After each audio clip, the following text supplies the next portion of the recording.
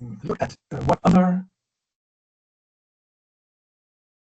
slide just to show you what the structure is of our task 45. As said, the goal is to accelerate the uptake of large thermal energy storage, and the work is divided in 4 subtasks. One on numerical simulation, the second one on the development of a materials database for large thermal energy storage, and also on the development of material tests. Then the third subtask is on construction and performance standards, and the fourth on improved concepts and dissemination of the knowledge that we generated. If you have questions, then there are two ways to pose your question. First, at the end of the presentations, that's one. And also we organize a series of Q&A sessions. And if you have questions, then you can fill out a form and we will handle and try to answer this question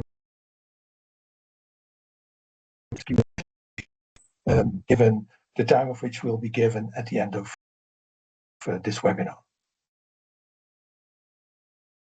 So let's have a look at the program. The first speaker will be Elke Mugova. She's working in Bochum at the Fraunhofer IEG Research Institute, and she will tell us more about mine thermal energy storage and how we could utilize these flooded underground mines. So I'll stop sharing and then Elke, I can hand over to you. Thanks, Wim, for the introduction. Hello, everyone. I will just switch off my video because I'm in South Korea currently and I'm not sure if the Wi-Fi is so good. So let me just switch off the video for better bandwidth. And let me share my presentation.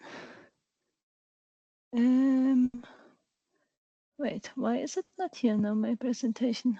We tried it before, but now somehow.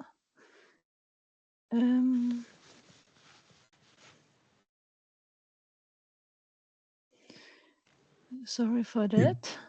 Yeah, you can stop the application, start it again, and then share it again. Yeah.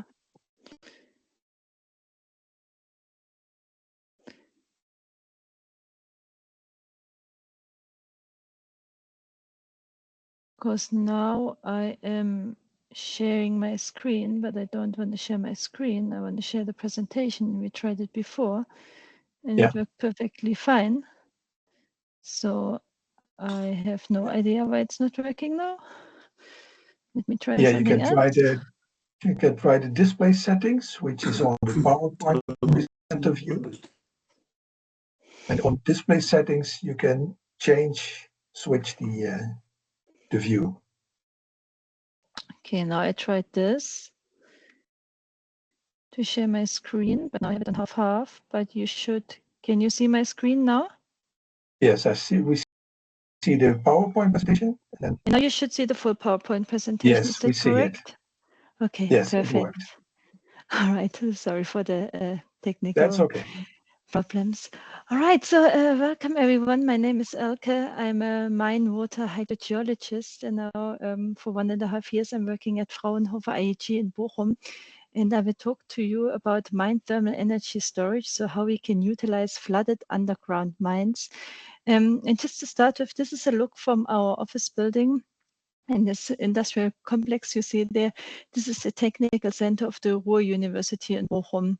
And on some days, and you see this in these kind of clouds, they heat and cool at the same time. And you ask yourself, why on earth are they heating and cooling on the same time? So the idea is, can we store heat in the underground? And luckily, in this case, right below the technical center is a former coal mine. I will explain that in a minute, but I thought, you know, that just gives you an impression of where the pain is and what we maybe can do. But let me first start with some basics about flooded underground mines, because I guess not everyone is familiar with this. So what you can see here is an active mine, and when a mine is in operation, an underground mine, I'm always talking about underground mines, so like a coal mine or an ore mine. The miners have to pump out the water of the mine because groundwater is always flowing in, and otherwise the mine would be full of water. When mining activities stop, the pumps will be switched off, and then still groundwater is flowing into the mine, and at a certain point, usually a few years to decades, the mine is fully flooded. So this is the situation we deal with. Now, what do we have in a mine? We have a depth-dependent temperature level, which means in the upper part of the mine, the water is usually warmer, and in the lower part, due to the geothermal gradient, the water is the water is colder on the upper part and warmer on the lower part. To show you how mine water geothermal, not necessarily storage, but how mine water geothermal works in general, you can see this here. So this is an example of a flooded coal mine. And in this case, we extract water from deeper parts of the mine where the water is warm due to the geothermal gradient. Just to give you a number, around 30 degrees Celsius in 1,000 meters depth. Then the water gets pumped out of the mine, goes through a heat exchanger, and then with a heat pump is heated up to a certain temperature that is used to heat the building or the district heating network. And then in this case, the water is pumped back into the mine, or it can also be discharged in a river. And what is really important to say, in mine water geothermal, we can use the water on the one side for heating. That works very well if you have warm water, but you can also use the water for cooling purposes because mine water usually has a all year around same temperature. And if you have relatively cold water from shallower areas, let's say 16, 17, 18 degrees Celsius, you can also use the water for cooling. And also important, we always have to use heat pumps, or well, first heat exchangers and then heat pumps. So this is the normal mine water geothermal, but now let's come to mine water storage or mine thermal energy storage, MTES. This is the proper official term. I see there are quite a few Germans here. So in Germany,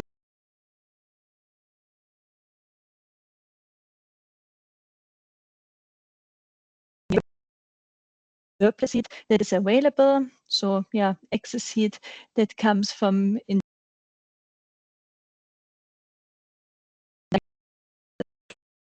the first large pilot plant of an MTES system, at least as far as we know. To be fair, we don't know what the colleagues in Far East are doing, but as far as we know what's done in Europe and in North America, this is the first large-scale pilot site that we are building. In the project PUSH-IT stands for Pilot Underground Seasonal Heat Storage in Geothermal Reservoirs. It's an EU project, and yeah, the objective of the project is to overcome this mismatch and use heat storage, in this case geothermal heat storage, in large-scale applications. And we specifically target high-temperature heat storage. So yeah, well, as it says, high temperature. You can see the different locations here, always 3 demo sites and 3 follower sites. And we have LTES systems, we have BTES systems in our project. And now in our case, in Bochum, we are busy building a pilot site for an MTES system. Oh, yeah, you can see it here on the map where we are located. Okay, let's go a little bit more into detail when we talk about the mine. This is complex. It basically looks like a Swiss cheese, and this is just the reality. Yeah, some mines are quite simple, but especially these more modern coal mines can be very, very complex. But for mine thermal energy storage, we usually need an isolated area because our heat shouldn't flow away. So what do we have now here? We have this isolated area in 120 meters depth. It's only one level that is on 120 meters, and we have an estimated volume of 10,000 cubic meter. And let's come a little bit more into detail. Yeah, you see this nice block image again, which gives you an idea about the principle. So the idea is to store surplus heat from industrial processes. Let's say, yeah, from the technical center, they have a data center there, and they have cooling units, but it could also be from solar panels. So wherever you, or from a, what do you call it in English, where you burn waste, different industrial processes that have excess heat, we can store the heat in the flooded mine void. So this former mine that is now full of water. And here you see an image of the technical center. Remember, right at the beginning, I showed you that view from our office, and I said right below is a coal mine, and this is the orange, the two orange lines that you see here. So it's two parallel galleries, which means horizontal levels. In this case, they were used during World War II as an underground factory. So we have quite large caverns there, 10,000 cubic meter, as I said. And we have surplus heat from a data center, from CHP units, and from the cooling towers. And the idea is to use the surplus heat from the technical center, store it inside the flooded underground mine seasonally, so over a longer time, and then get the heat back out when we need it. Temperatures we're talking about is store the heat with 85 up to 85 degrees Celsius, and we are not yet 100% sure how much heat we will get out, but modeling results show between 25 and 50 degrees Celsius.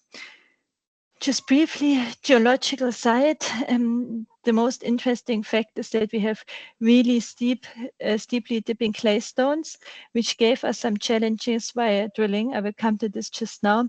And we have quite a large diameter of the borehole, 12.75 inch, which is 32.4 centimeters. And now again here, the goal of the project was, or in this EU project, to really make the mine accessible for an MTES system, because to drill into a flooded underground mine is not such an easy process. And then run a first demo site. And you can see here, so we drilled 120 meters deep into the two parallel galleries. To show you a drilling rig, this is our drilling rig from Hütte. It's our institute-owned drilling rig, so we can do all this by ourselves to drill inside the mine. I mean, this drilling rig is also used for other geothermal applications. We can drill up to 1,000 meters, but in this case, just 120. It's a double rotary drilling. Here you can see this a little bit. So we use drilling fluid, and the drilling head is slicing the rock, and then the material gets transported out with the drilling fluid.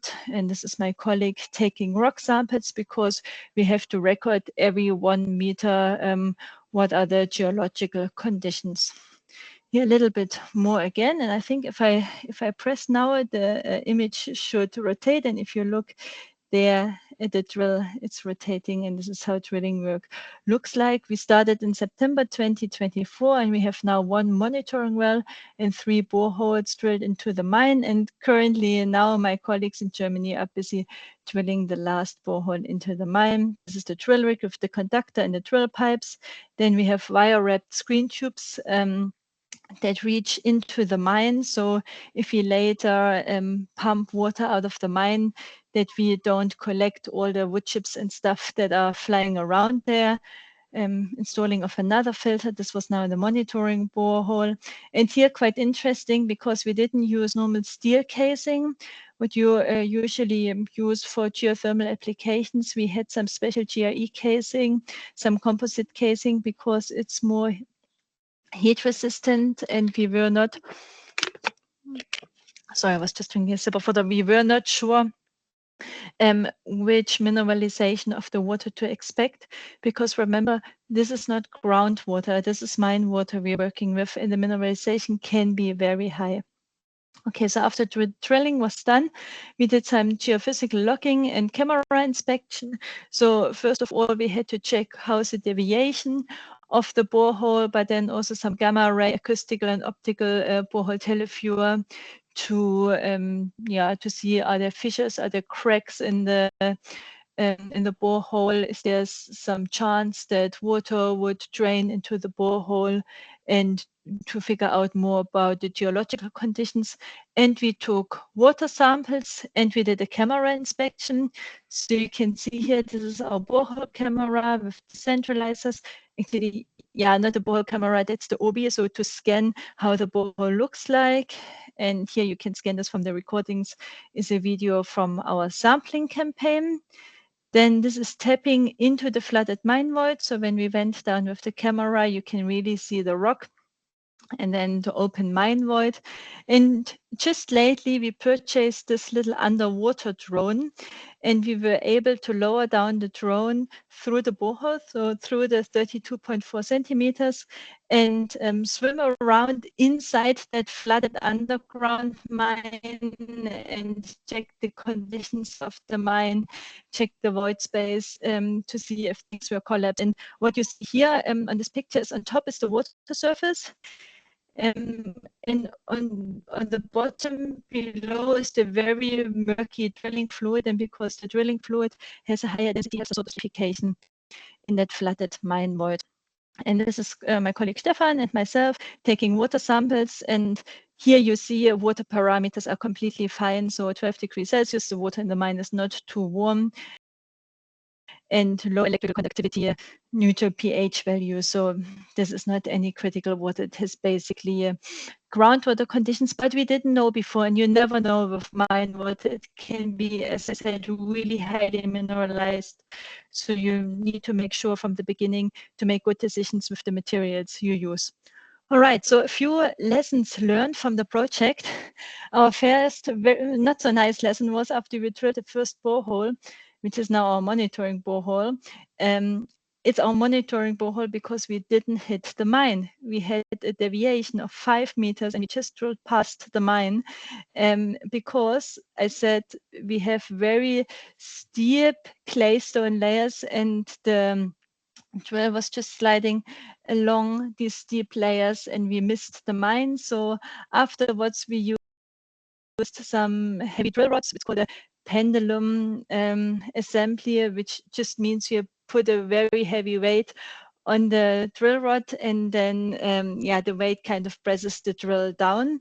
Here you see this again, that our first drilling was not successful. But we have an experienced drilling team, so we found a solution, and then the deviation with the other boreholes was only between 0.5 and 0.7 meters. What are the next steps and the lessons learned? Yeah, we will complete now the fourth borehole, and we will do a few more geophysical tests. Also take microbiological samples, because we are not so sure how the high temperature water injection will affect the microbiology inside the water body, but also in the surrounding rock. Geochemical samples, maybe a tracer test to figure out more about the hydrogeological conditions in the flooded mine and how the different mine spaces, mine voids are connected to each other. And we will do an MTES circulation and performance test. All right, so during this project, we really just want to do a demo test, and then for a future project, we need to apply to connect this flooded mine really to the technical center of the university. Maybe that's also interesting for you. So we also did some co-simulation. A student of ours did this, and for numerical modeling, we used the software Spring. It's a company close to Bochum, Delta H, that uses Spring, and they're really focused on modeling, but they also really well how to deal with underground mines. And also some engagement and communication work, because it was an EU project, so the engagement and communication part is really big. So just to give you two examples, we installed banners at the fence of the drilling site so that when people walk past, they really can read what's going on here. And we created a children's book about MTES, which I think is really cool. Okay, a few more lessons learned to share with you. Stakeholder management is really essential. You need to bring in everyone from the beginning, because, I mean, here in this case, you deal with old mining legacy, right? It's not just a field where you can drill your ATES or your BTES well. It's very, very different in our case. Planning is very time consuming. And now we come to the authorities, because it's a new system. MTES was not there before, so we have to deal on the one side with the mining authority and the lower water authority in Germany. And they also don't really know what they should decide because it's a new technology. So early, open, and transparent communication with the authority is really important. We had to adjust the drilling method to ensure horizontal drilling rubbish, to ensure vertical drilling and avoid deflection. And we managed now to have further improvement with that camera inspection. So that was really interesting. All right, last slide, just to sum it up and to give you a bit more of an overview, what is possible with mine water geothermal, and that MTES, the storage part, is one part of it. So you can use mine water for heating, for cooling, and for storage.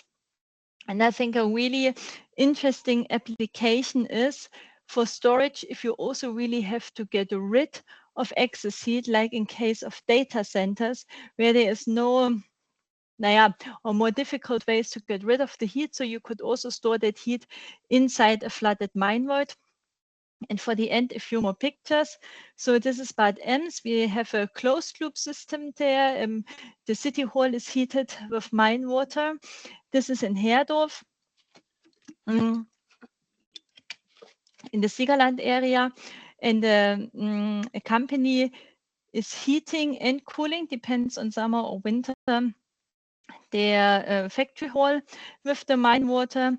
And this is also an interesting example. This is in Spain, and mine water is used to cool and heat an entire city in northern Spain. And I like kind of some catchy phrases because I do the communication and engagement work in our team as well. And I like somehow the phrase from eternal burdens, so the mines as eternal burdens, to long-lasting assets. All right, that was my presentation. I have to leave a little bit earlier here because, yeah, it's already evening in South Korea. But if you have any questions, or also if you think, all right, mine water thermal energy, that sounds super interesting, and that might be an interesting storage solution. So we can also, for example, test other technology that is already applied in ATES or in BTES and transfer this to our MTES system. So you're very welcome to contact me or to send me a message, find me on LinkedIn, and then we can talk. But I guess we have 5 more minutes to answer questions. All right, thank you. Indeed, Elke, thank you very much for your presentation. We have time for some questions, so I invite people to just open their microphone and also put up their camera and put a question. Are there questions for Elke on mine thermal energy storage?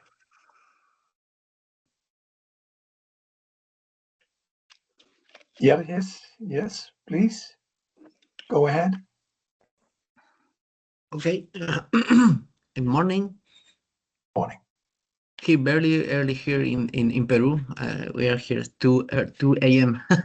Well, Okay. Thank you for your presentation. Okay.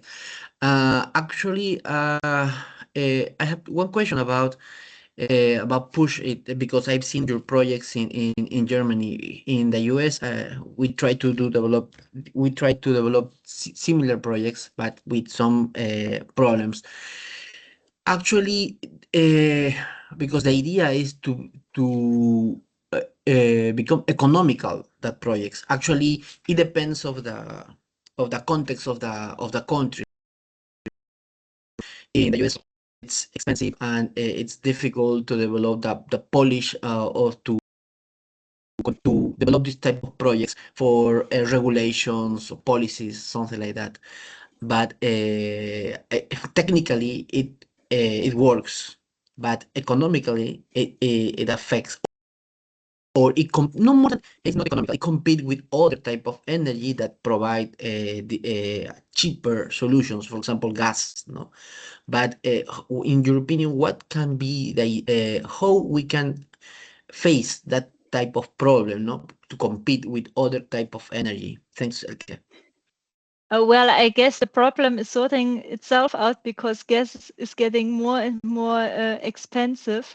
So because if gas is more expensive, then our technology is more attractive to be used on the market. And when we do potential studies, for example, we always also compare our system with air heat pumps, for example, and then you have the direct comparison, and then you see at the end, at least for mine water geothermal energy, it is not much more expensive. It depends on the location, and it depends a bit if you have to really drill inside the mine or if you can use a mine already because there's still open infrastructure with shafts.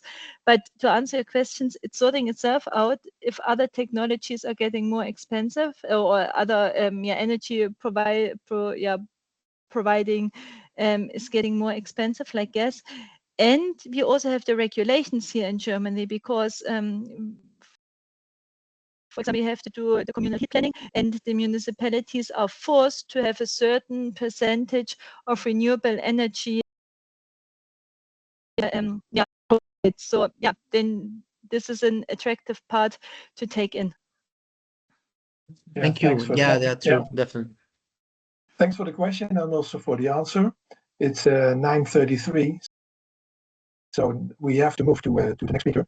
There's a second question, but please hold your question either to the end of the presentation, or you could also directly email Elke, and then she will happily answer you. So we move to the second presentation, which will be on high temperature aquifer thermal energy storage with buoyancy flow as a system model in Modelica. It will be given by Markus Gillner, who is working at the Hamburg University of Technology in Germany. Markus, the floor is yours.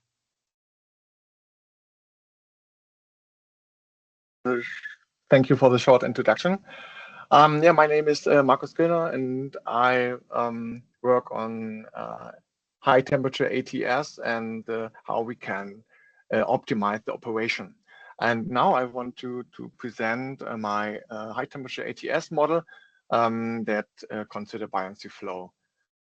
This is not like the last presentation.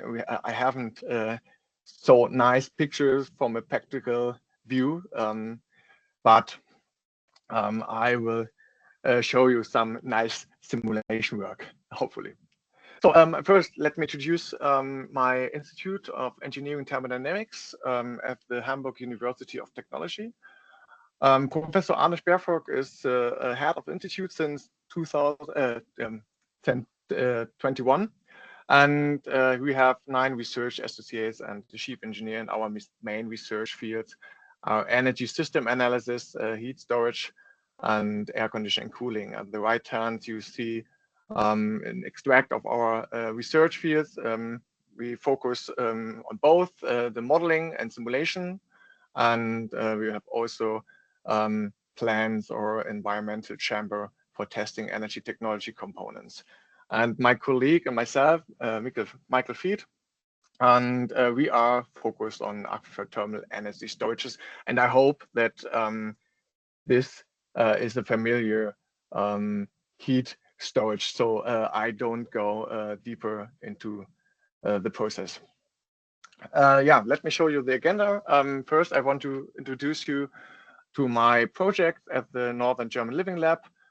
Then I give you a presentation of the ATES model, show you the results of the validation, and last, I give you a short summary and a deeper look in my research. My project is called Design and Construction of an ATES for the seasonal storage of waste and surplus heat. And you can see on the slide that it was planned that we build an ATES with 2.6 megawatt power and a capacity of 5 gigawatt hours. But due to low productivity and pumping tests in 2 different aquifer layers, Hamburg Energiewerke decided to abandon the project, and the construction was cancelled.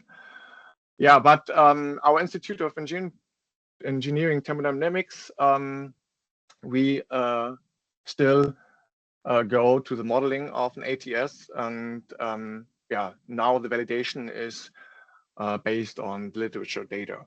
But why it is still important, I want to show you on the figure on the left hand side. You see the operation of an aquifer during the first cycle, and yeah, you can see here the tilting of the thermal front, and this is due to buoyancy flow. And during the production phase, we have a lot of cold water that is mixing with the hotter water at the upper aquifer, and this is why buoyancy flow significantly impacts efficiency. And this is nothing. It's nothing new. There are several approaches that estimating if the buoyancy flow is has an impact on the efficiency, like the critical Rayleigh-Darcy number or the dimensionless study of Gao et al. And there are also available system models. In Transis, it's the TR-NAST model, and in Modelica, it's a model of Maccarini et al. But both of them, they neglected the buoyancy flow. And as you saw on the left, it is important. So the need for a system model that takes the buoyancy flow is into account is there. So I want to go on with the model development, and we have several assumptions made in the model. The most important one is that the subsurface is considered to be homogeneous and isotropic. And on the right hand side, you can see that from a 3D model, we have now can abstract it to the two-dimensional model. And this is the reason why we can't consider natural regional groundwater flow. And we also have a single well model, so it can't show the interface between two well models. Another important assumption is that we have local thermal equilibrium. So that means that the fluid phase and the solid phase inside the control volume has always the same temperature. So that means that we can reduce the energy balance to one equation, as seen below. And yeah, of course, there are another important assumption that the fluid in the aquifer is assumed to be pure water, and yeah, some material parameters of the solid and porosity, permeability is considered to be constant. Yeah, at the bottom of the slide, you see the most important governing equations, and the momentum balance equation. You see the small buoyancy flow term, and these governing equations are then integrated with the finite volume method in my Modelica model. Here you can see a schematic structure. You see the sandy boxes, and this is the aquiclude, and the blue ones is the aquifer. And with this yeah, kind of modeling, we have some yeah, advantages in the model. We can switch on and off optional physical effects like buoyancy or dispersion, and with little effort we can implement different layers or layers of different permeabilities or a different well screen height. It is, but most important for system modeling is the computing time, and so we made a grid optimization. You can see here on the right-hand side, an optimized grid in the radial and vertical direction for an example aquifer, and we compare to an equidistant reference model with equidistant control volumes. And the reference model was identified with a grid independent study. So we made two optimization in the radial direction. We use a logistic function to distribute the control volume sizes, and in the vertical direction we have a polynomial of second degree. So after mesh optimization, we can reduce the number of control volumes to 2,340. It means in this case a reduction of 91%, and we can make the simulation time 94% faster than before. It means in this case 20 seconds for one period in 100 days in this case, but it heavily depends on the mass flow rate or the height of the aquifer. And absolute deviation, the mean absolute deviation of the to the reference model is 0.1 Kelvin. So it's a significant reduction in computing time while maintaining very good model accuracy. And this with this optimization, we go to the validation, and I compare the my model with an experiment and two other numerical programs. And there is an experiment from the Auburn University in the 1980s. It's a really famous one. A lot of numerical programs refer on this experiment, and it has a storage cycle of 120 days and an injection temperature of 60 degrees Celsius. And yeah, two numerical simulations I compared with the Buschek, a simulation by Buschek. It's the official simulation to the experiment, and newer one, it's a simulation done by Gao et al. He made a simulation in COMSOL multiphysics, a 3D simulation. And yeah, on the center figure, you see the temperature distribution of my model in the solid lines, and the dashed lines is a simulation according to Buschek. And you see it's quite similar. But if you see, if you look into the wellhead temperature during the production phase, yeah, you see the dashed yellow line. It's the results from the simulation according to Buschek, and the blue line is it's a Modelica simulation, and you see there is an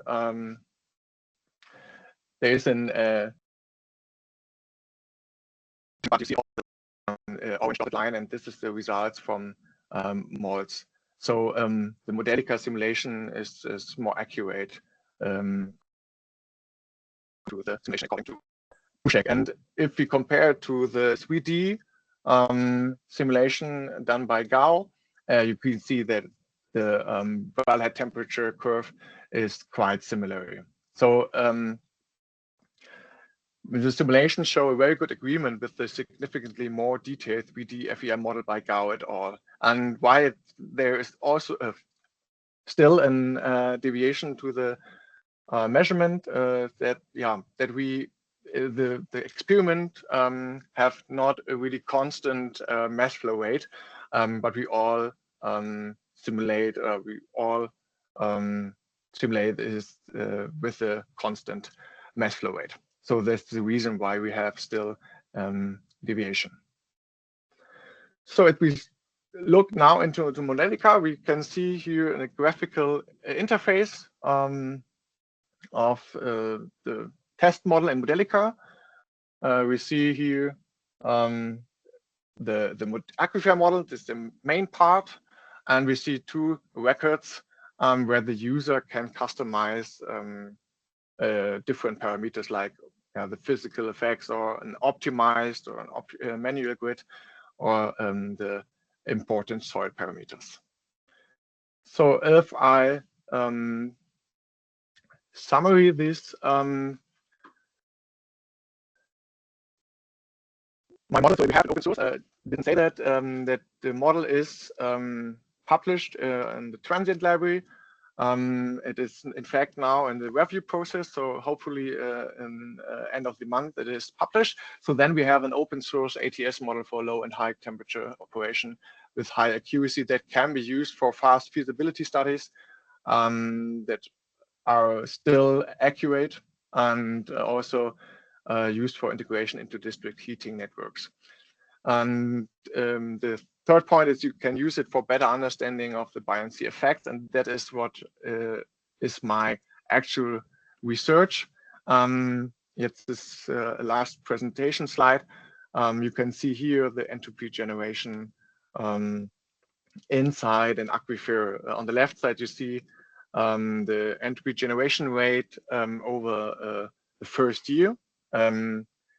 Distinguish different loss mechanisms like the heat transport or mixing processes in the well or dissipation.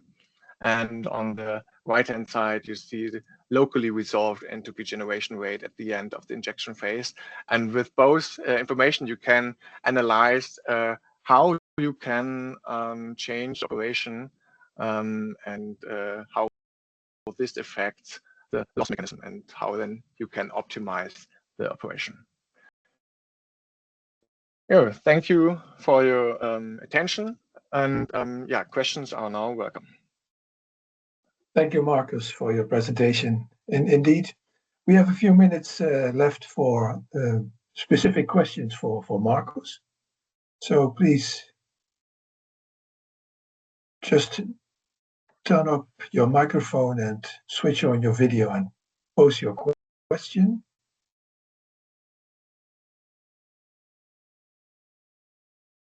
In the meantime, I have a small question, Marcus. You mentioned that you could insert different layers in your model. What is the maximum amount of the different quality layers that you can use in your model? Yeah, I didn't count layers, but I have also modeled 3 layers aquifer. But it depends on the height of the aquifer. Yeah, you still have the limitation is the computing, not the computing time. It's the output of the simulation data. But I managed a few 3 layers, and that works fine. Okay, so theoretically there's no limit, but the limit would be then the practical calculation time. Yeah.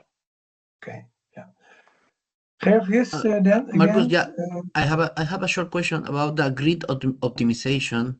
What was the criteria how to optimize the grids? The criteria, it was important that at first we do a grid independent study, so that we say our grid is yeah, if we change our grid, there is no changing in the results. And so we decide to maybe I just go to the that we know that the important control volumes are in the near of the temperature front, or where the high temperature are located. So we know that it was also a lot of numerical simulations are done, not by me, in several programs, and they all say it far away from the well, the control volumes can go much, have a bigger size. So we say it's important that the control volumes are low in the thermal front, and so that is the reason why we decided we use the logistic function, and the optimization algorithm decide where we can widen the size in the spatially on the radial size, where we can go far and where we can yeah, make the control volume bigger. That you answered your question? Yeah, actually, yeah, because you said that it reduced the time 94%. That is huge, right? And yeah, that is important, and it takes yeah, and but that is great because the idea is how or what's the criteria, no? Because sometimes we that is difficult, or yeah, no, we can't do that. Yeah. No, yeah. Thank you, Marcus. Interesting. You're welcome. thank you. Indeed. Again, thanks, Marcus, for your presentation. We have to switch now to the next presentation, but we also can answer questions at the end of the webinar. That's no problem. We switch to cavern thermal energy storage and also to Switzerland. Theo Godet from the company Ecos will tell us more about the Fribourg district heating cavern thermal energy storage project. So Theo, the floor is yours.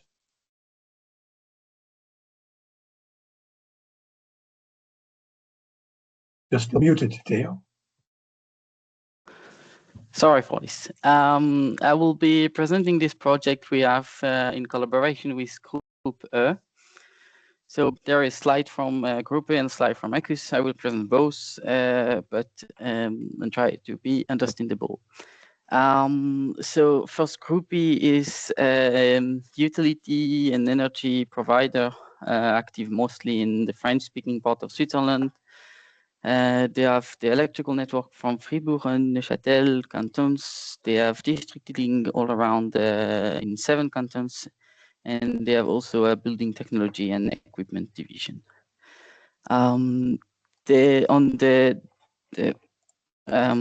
district heating program for Fribourg, there is 8 cities involved, but mostly Fribourg.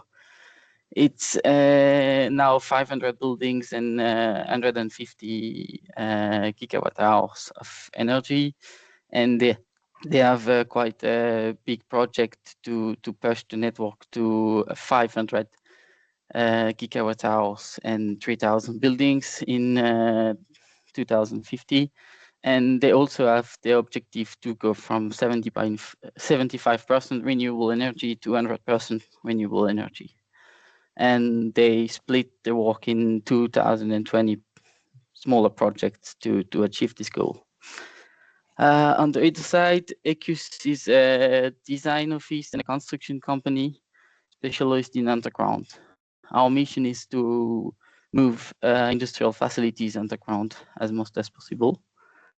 We've designed a standard product that we call the Eco-Cavern, which is a 80 to 250 meter long underground cavern built like a metro station, and it's usually 30 meter deep, and we have 3 sizes, but the most common size is 18 meter of diameter.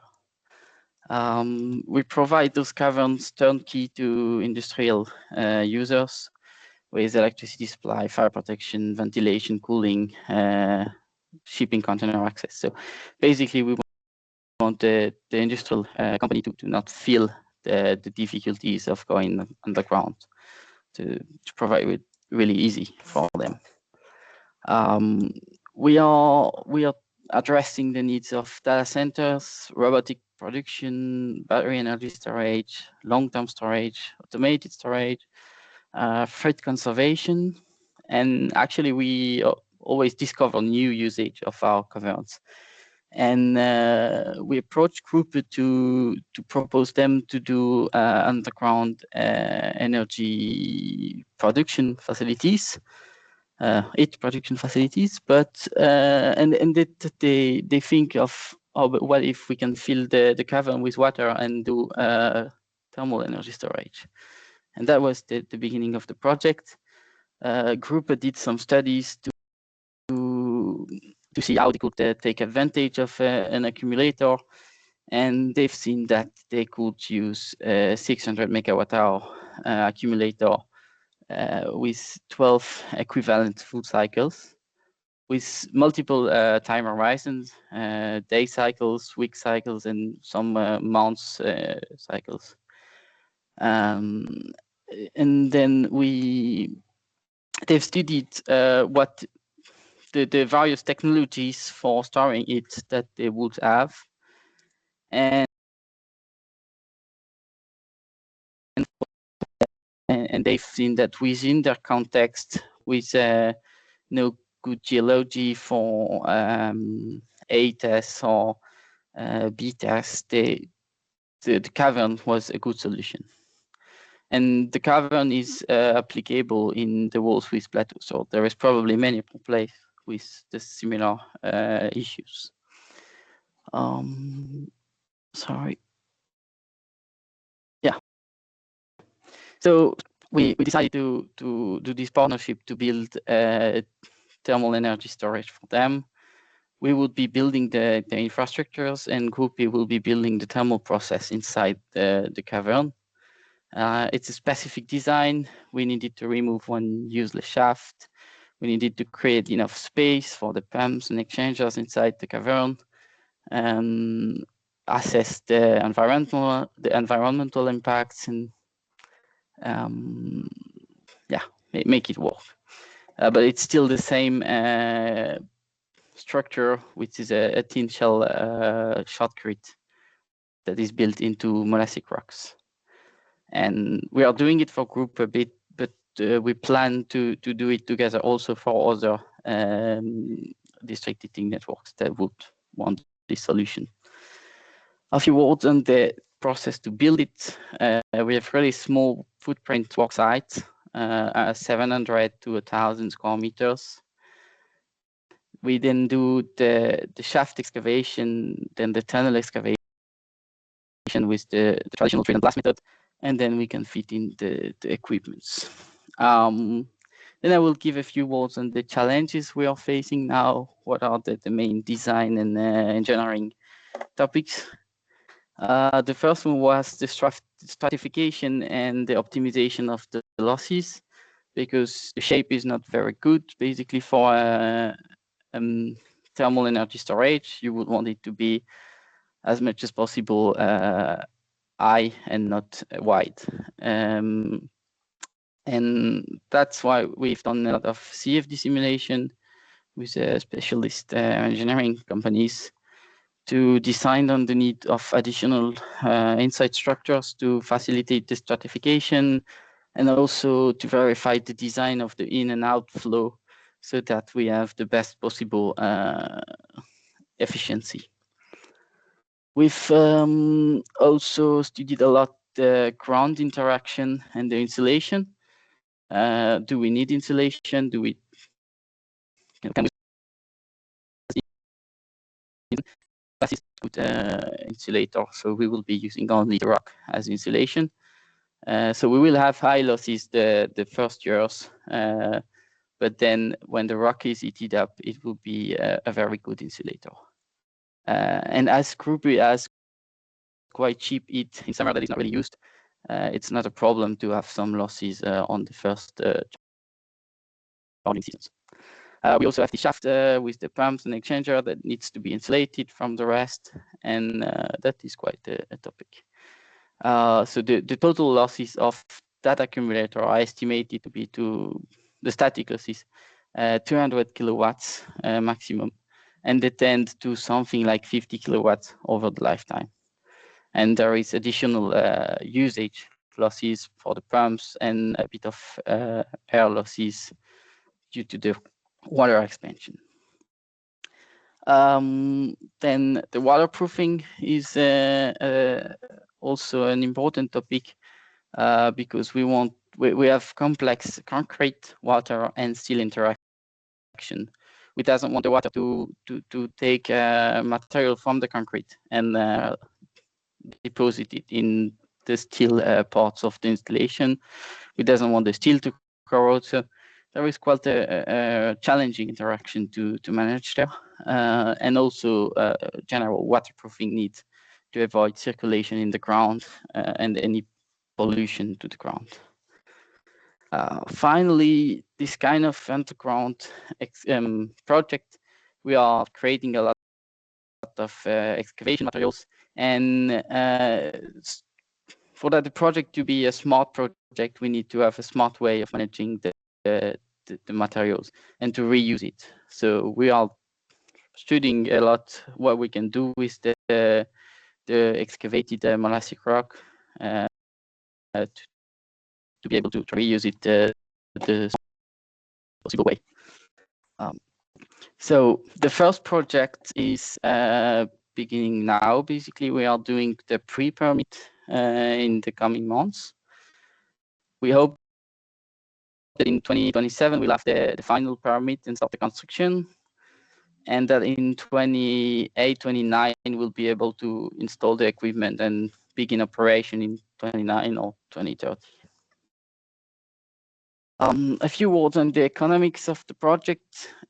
Group B committed to 3 caverns of 30,000 cubic meter, 600 megawatt hour, so that we are able to do the technical studies with a guarantee that we will be able to sell this variant enough to pay for the studies. And the price range is between 300 to 500 franc per cubic meter of water, and that would give us a cost per stored kilowatt hours between 4 and 8 cents, depending on the hypothesis you take, which make it quite competitive. Then its conclusion, underground accumulators allow to switch the opportunities, to switch constraints into opportunities. The ground is no more a problem, it's thought to be the solution. Innovation is not always high tech. It's quite, it's not really new solution, but we bring it to the thermal energy storage world. We're doing some research partnership with the engineering school from Canton Vaud and Canton Lucerne. We're part of Big 4 project and other research projects. And then it's time for question, and do not hesitate to write me to check if it will be a possibility to build such a cavern in your case. Very good. Thank you, Theo, for your very nice presentation on this new technology and your new business, actually. The floor is open for questions, so please, people, Jose, you have a question, please go ahead. Thank you, Theo. Very interesting. A couple of questions. One is, you had a table showing the advantages and disadvantages, and one of the advantages that you had with the yellow phase is the peak response. And I was wondering, since you have the tank thermal energy storage on the top with a green smiley, why is it yellow for the cavern, since it's a water volume that is also heated?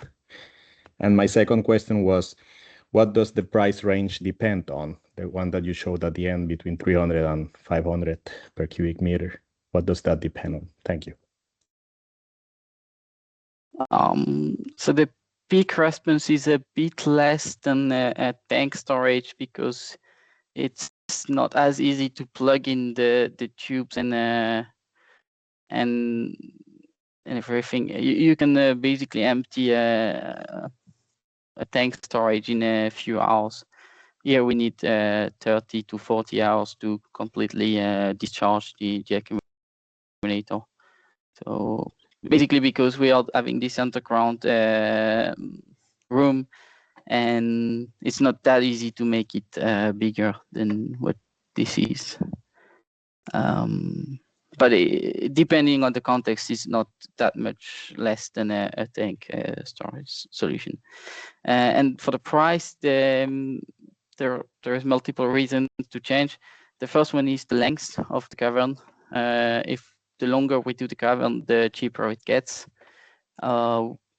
Then there is the final design, the choice that need to be done, and final design, this like engineering that is not done yet. So there is quite still a bit of uncertainty on the price. And finally, the geological conditions, mostly the depth of the soft soil we need to go through before going into the good rock is making the price change a lot. Okay. Thank you. Thanks. Are there other questions from the audience?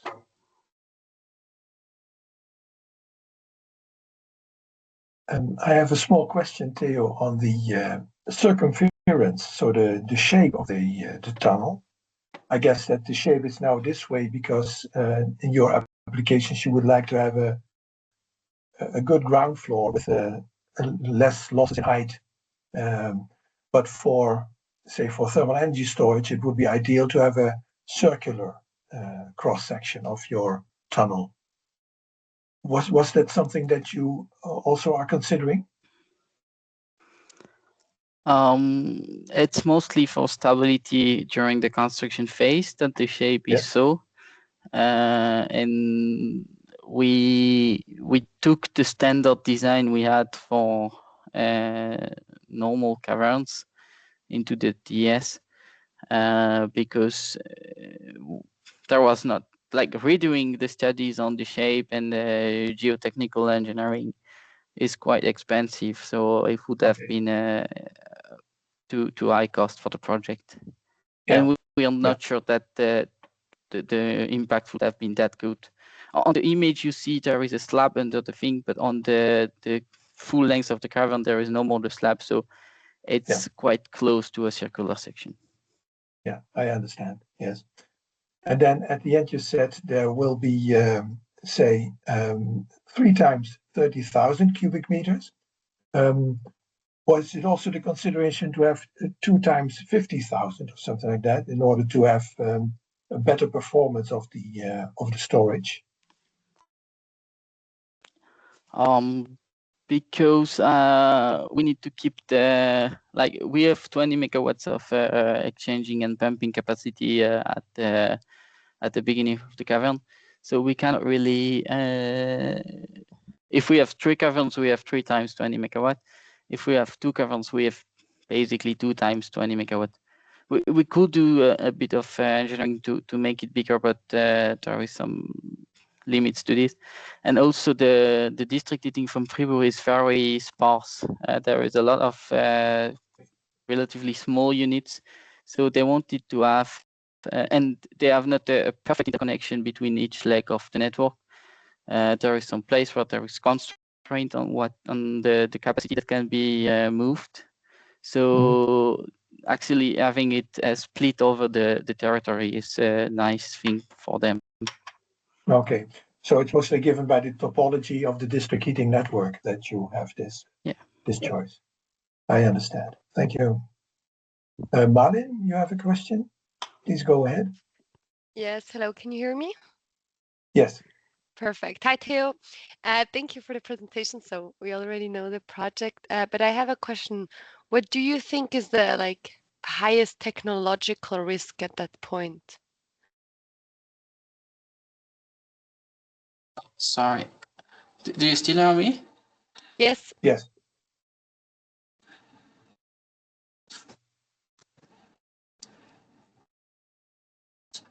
We can hear you. So. Can you hear us? I think he I doesn't guess hear he us. can't hear us. So that's that's a challenge.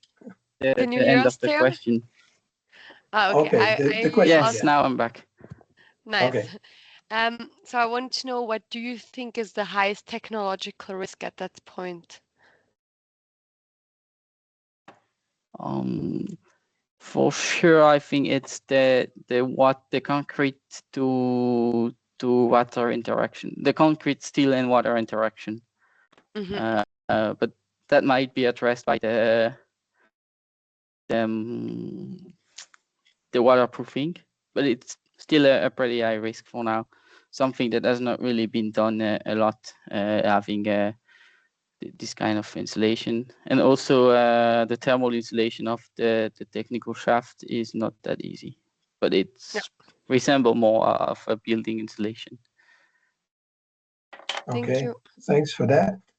Then we have a question from Geoffrey, but first my question to Geoffrey, is it a question that you can postpone until the end of the meeting, or is it something now pressing for? No, it's very short. It's now.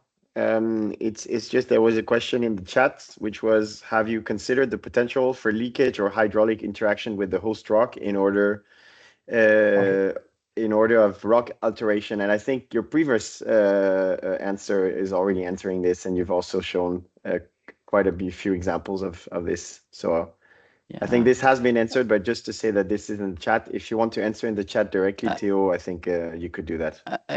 Can I add just a few words on it? The molassic rock is very waterproof in itself. We tend to want to dig in this because we doesn't have to handle a lot of groundwater.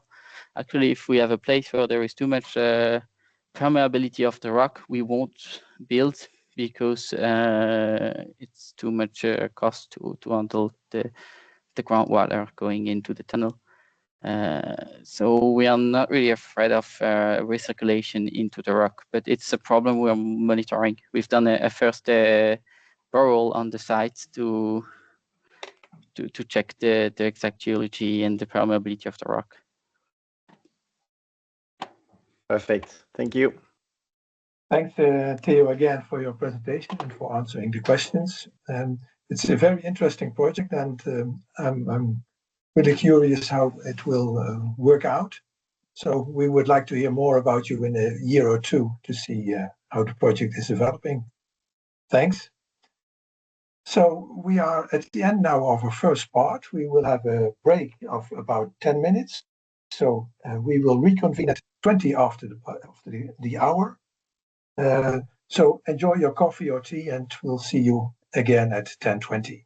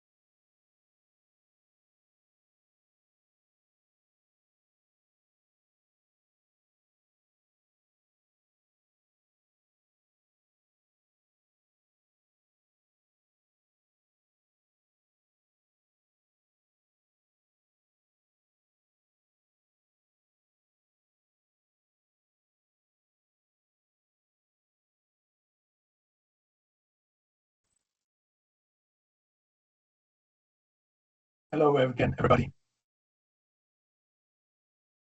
We will start after this short break with the second part of our presentation in the third webinar of the IEA Task 45 on acceleration of large thermal energy storages. It will be two presentations, both on borehole thermal energy storage. The first will be given by José Acuna Sequeira. He's working at the Royal Technical University in Stockholm, Sweden. And he will tell us more about the developments at KTH on BTES. So, José, share your presentation. The floor is yours. Thank you, Wim.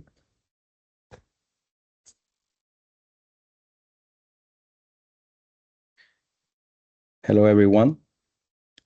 So KTH is the largest technical university in Sweden, and I will give you more of a historical overview of all the projects that we have been carrying out on the subject of borehole thermal energy storage and borehole heat exchangers. These have been of both theoretical and experimental character. My name is José Acuña. I've been at KTH since 2006. First as a master student, then as a PhD student. I finished my PhD in 2013. After that, I have been mainly working in the industry with borehole heat exchangers and ground source heat pumps. And right now I'm working on a full-time basis at KTH again. I would like to acknowledge and thank Wim and my colleague Silvia Trevisan for inviting me to hold this presentation. So the work we've been doing covers this spectrum from modeling to full scale and experimental.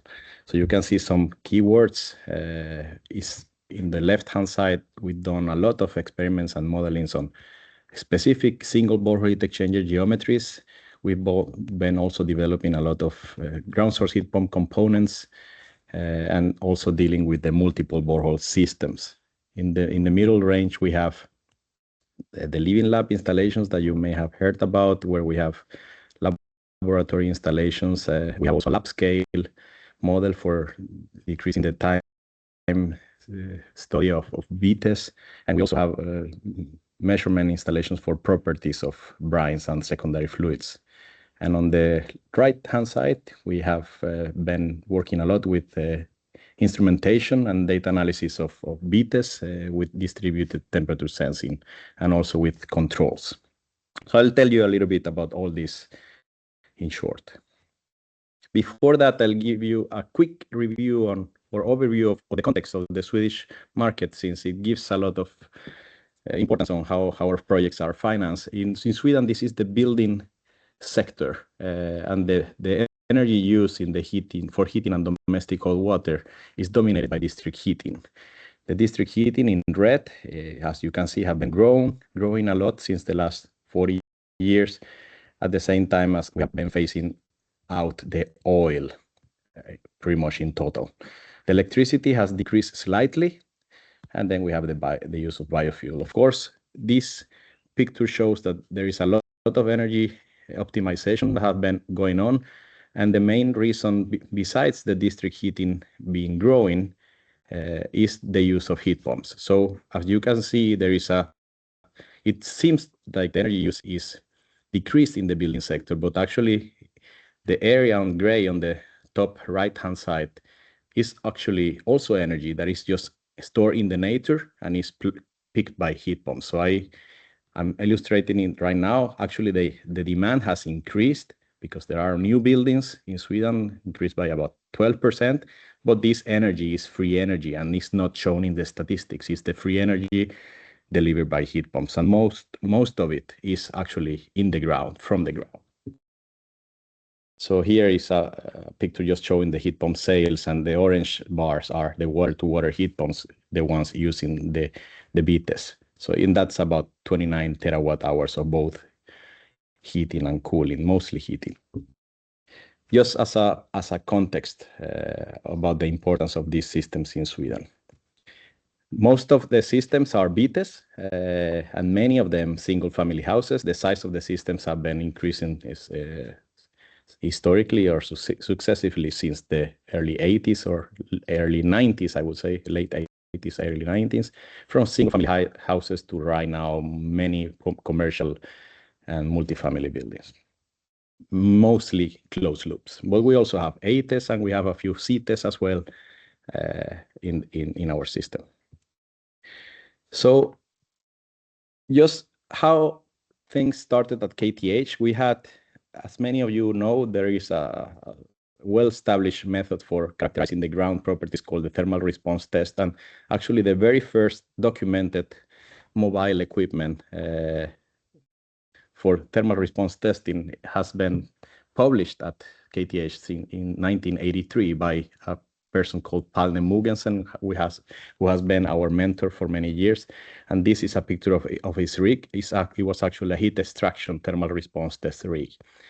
After that, we have had a professor called Erik Granrit, who has done many projects on ground source heat pumps. And I am showing this picture of the book that was written by Professor Erik Granrit, among others, called Refrigerating Engineering, with many very important and useful theory about heat pumps that I think is good to remind. It's mostly used in Sweden, but I think it's a great resource for everyone. It's in English.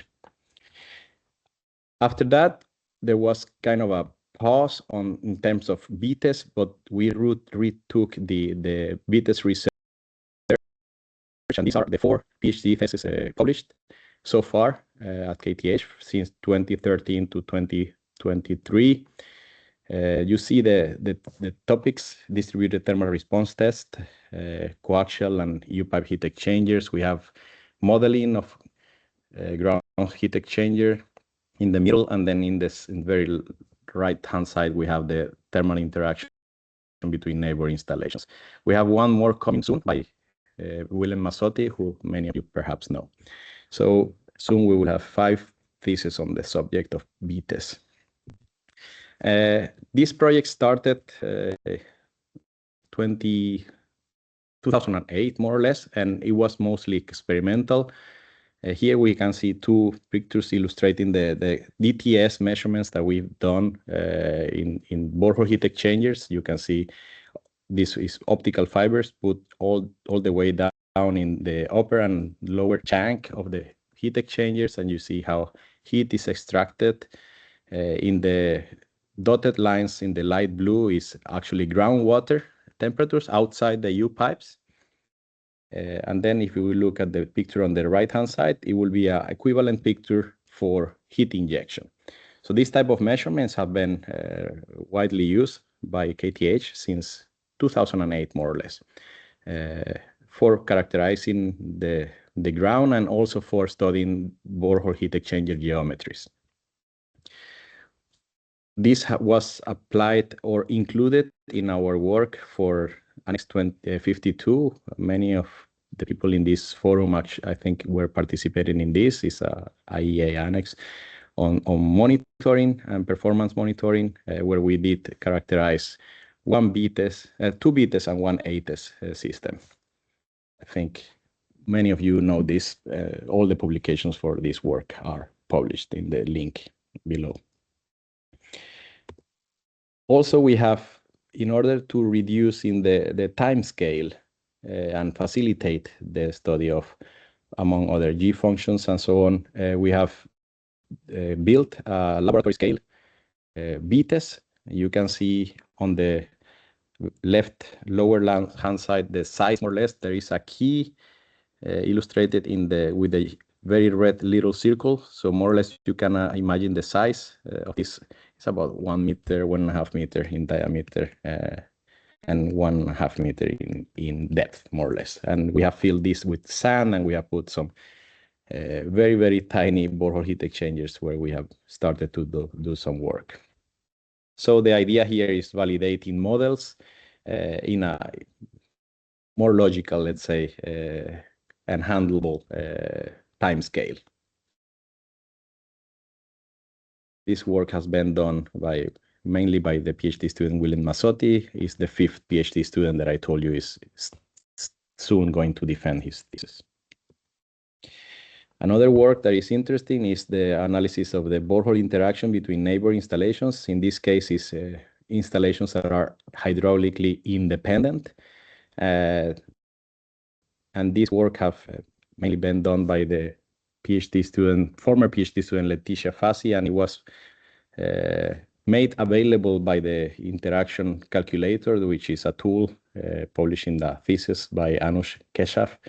And here you can actually put the boreholes in any location and calculate which are the distances that you should keep in order to avoid negative interaction with neighbor installations. It's also being widely used in the market today.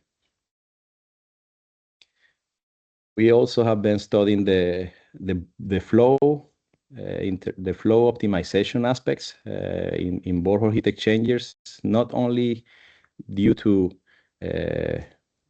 specifically temperatures or brine selections, but also to the fact that the thermal interactions in the boreholes cause changes in the long term on how the ground temperatures stratify horizontally. And these have been studied in one project called Recoin, where we have several boreholes divided in sections with some special valves. And we also have the living lab installations at KTH, where we have a test rig where we can play with these flow optimization issues. So in this case, you see on the top right-hand side some let's say theoretical aspects that perhaps many of you know, where you have different thermal effects and hydraulic effects for different brine mixtures, in this case ethanol and propylene glycol, for example. And you can see that the transition between laminar and turbulence at different conditions, for example, for different brines and different operating temperatures and so on. And these aspects, of course, are changing along the year and in the long term in some installations, depending on how they are operated. So this have been the central topic of some projects as well. Our colleague Alberto Lazzarotto, who many of you perhaps know, is a very strong mathematician with mathematics background, and he has been collaborating with a postdoc called Mark and with Professor Massimo Cimino, and they have developed this open source package for simulating networks, and this can be used for very flexible timescales and flexible geometries, and both connected in series and in parallel borehole heat exchangers. I recommend you to visit this repository and see more details. These have been part of a project called Integrate Geo and Recoin. So here is mainly improved algorithms for accelerating the computation of these systems, mostly handling the time scale, the amount of operations that should be done, the time frames of the steps, for example, whether they should be intermittent or constant, and even dealing with the far field and the near field boreholes and how to study them in detail or not, in order to make the simulations faster. Another application that has been very discussed in Sweden is the high temperature borehole thermal energy storages in connection with combined heat and power plants. So there have been some energy utility companies promoting this technology, and many studies have been done lately. In this case, the ones we've done have been dealing with calculation tools.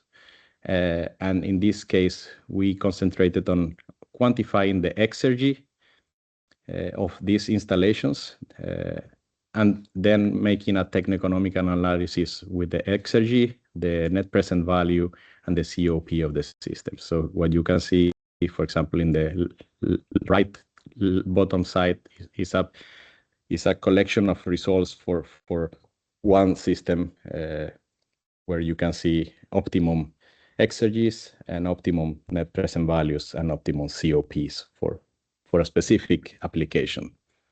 So, and this, you can see in the left-hand side a picture of one of the combined heat and power plants in Sweden. These are waste burning plants. It's quite popular method for producing district heating and electricity in Sweden, and they still need to burn the waste during the summertime, which is, let's say, the main source for charging the high temperature storage. the system sketch, you can see for the summer charging mode, more or less how it looks like when you connect the CHP to the storage.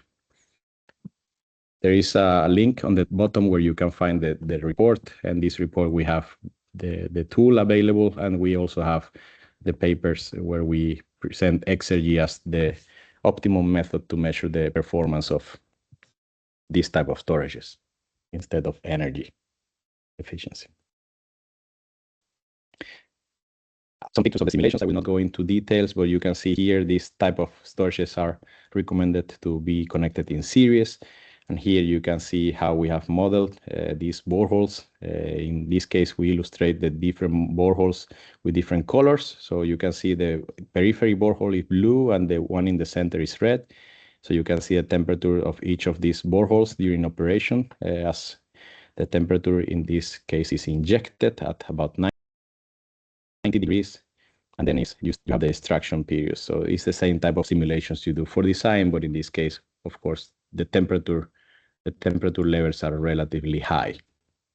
And you can see the horizontal stratification due to the series connection.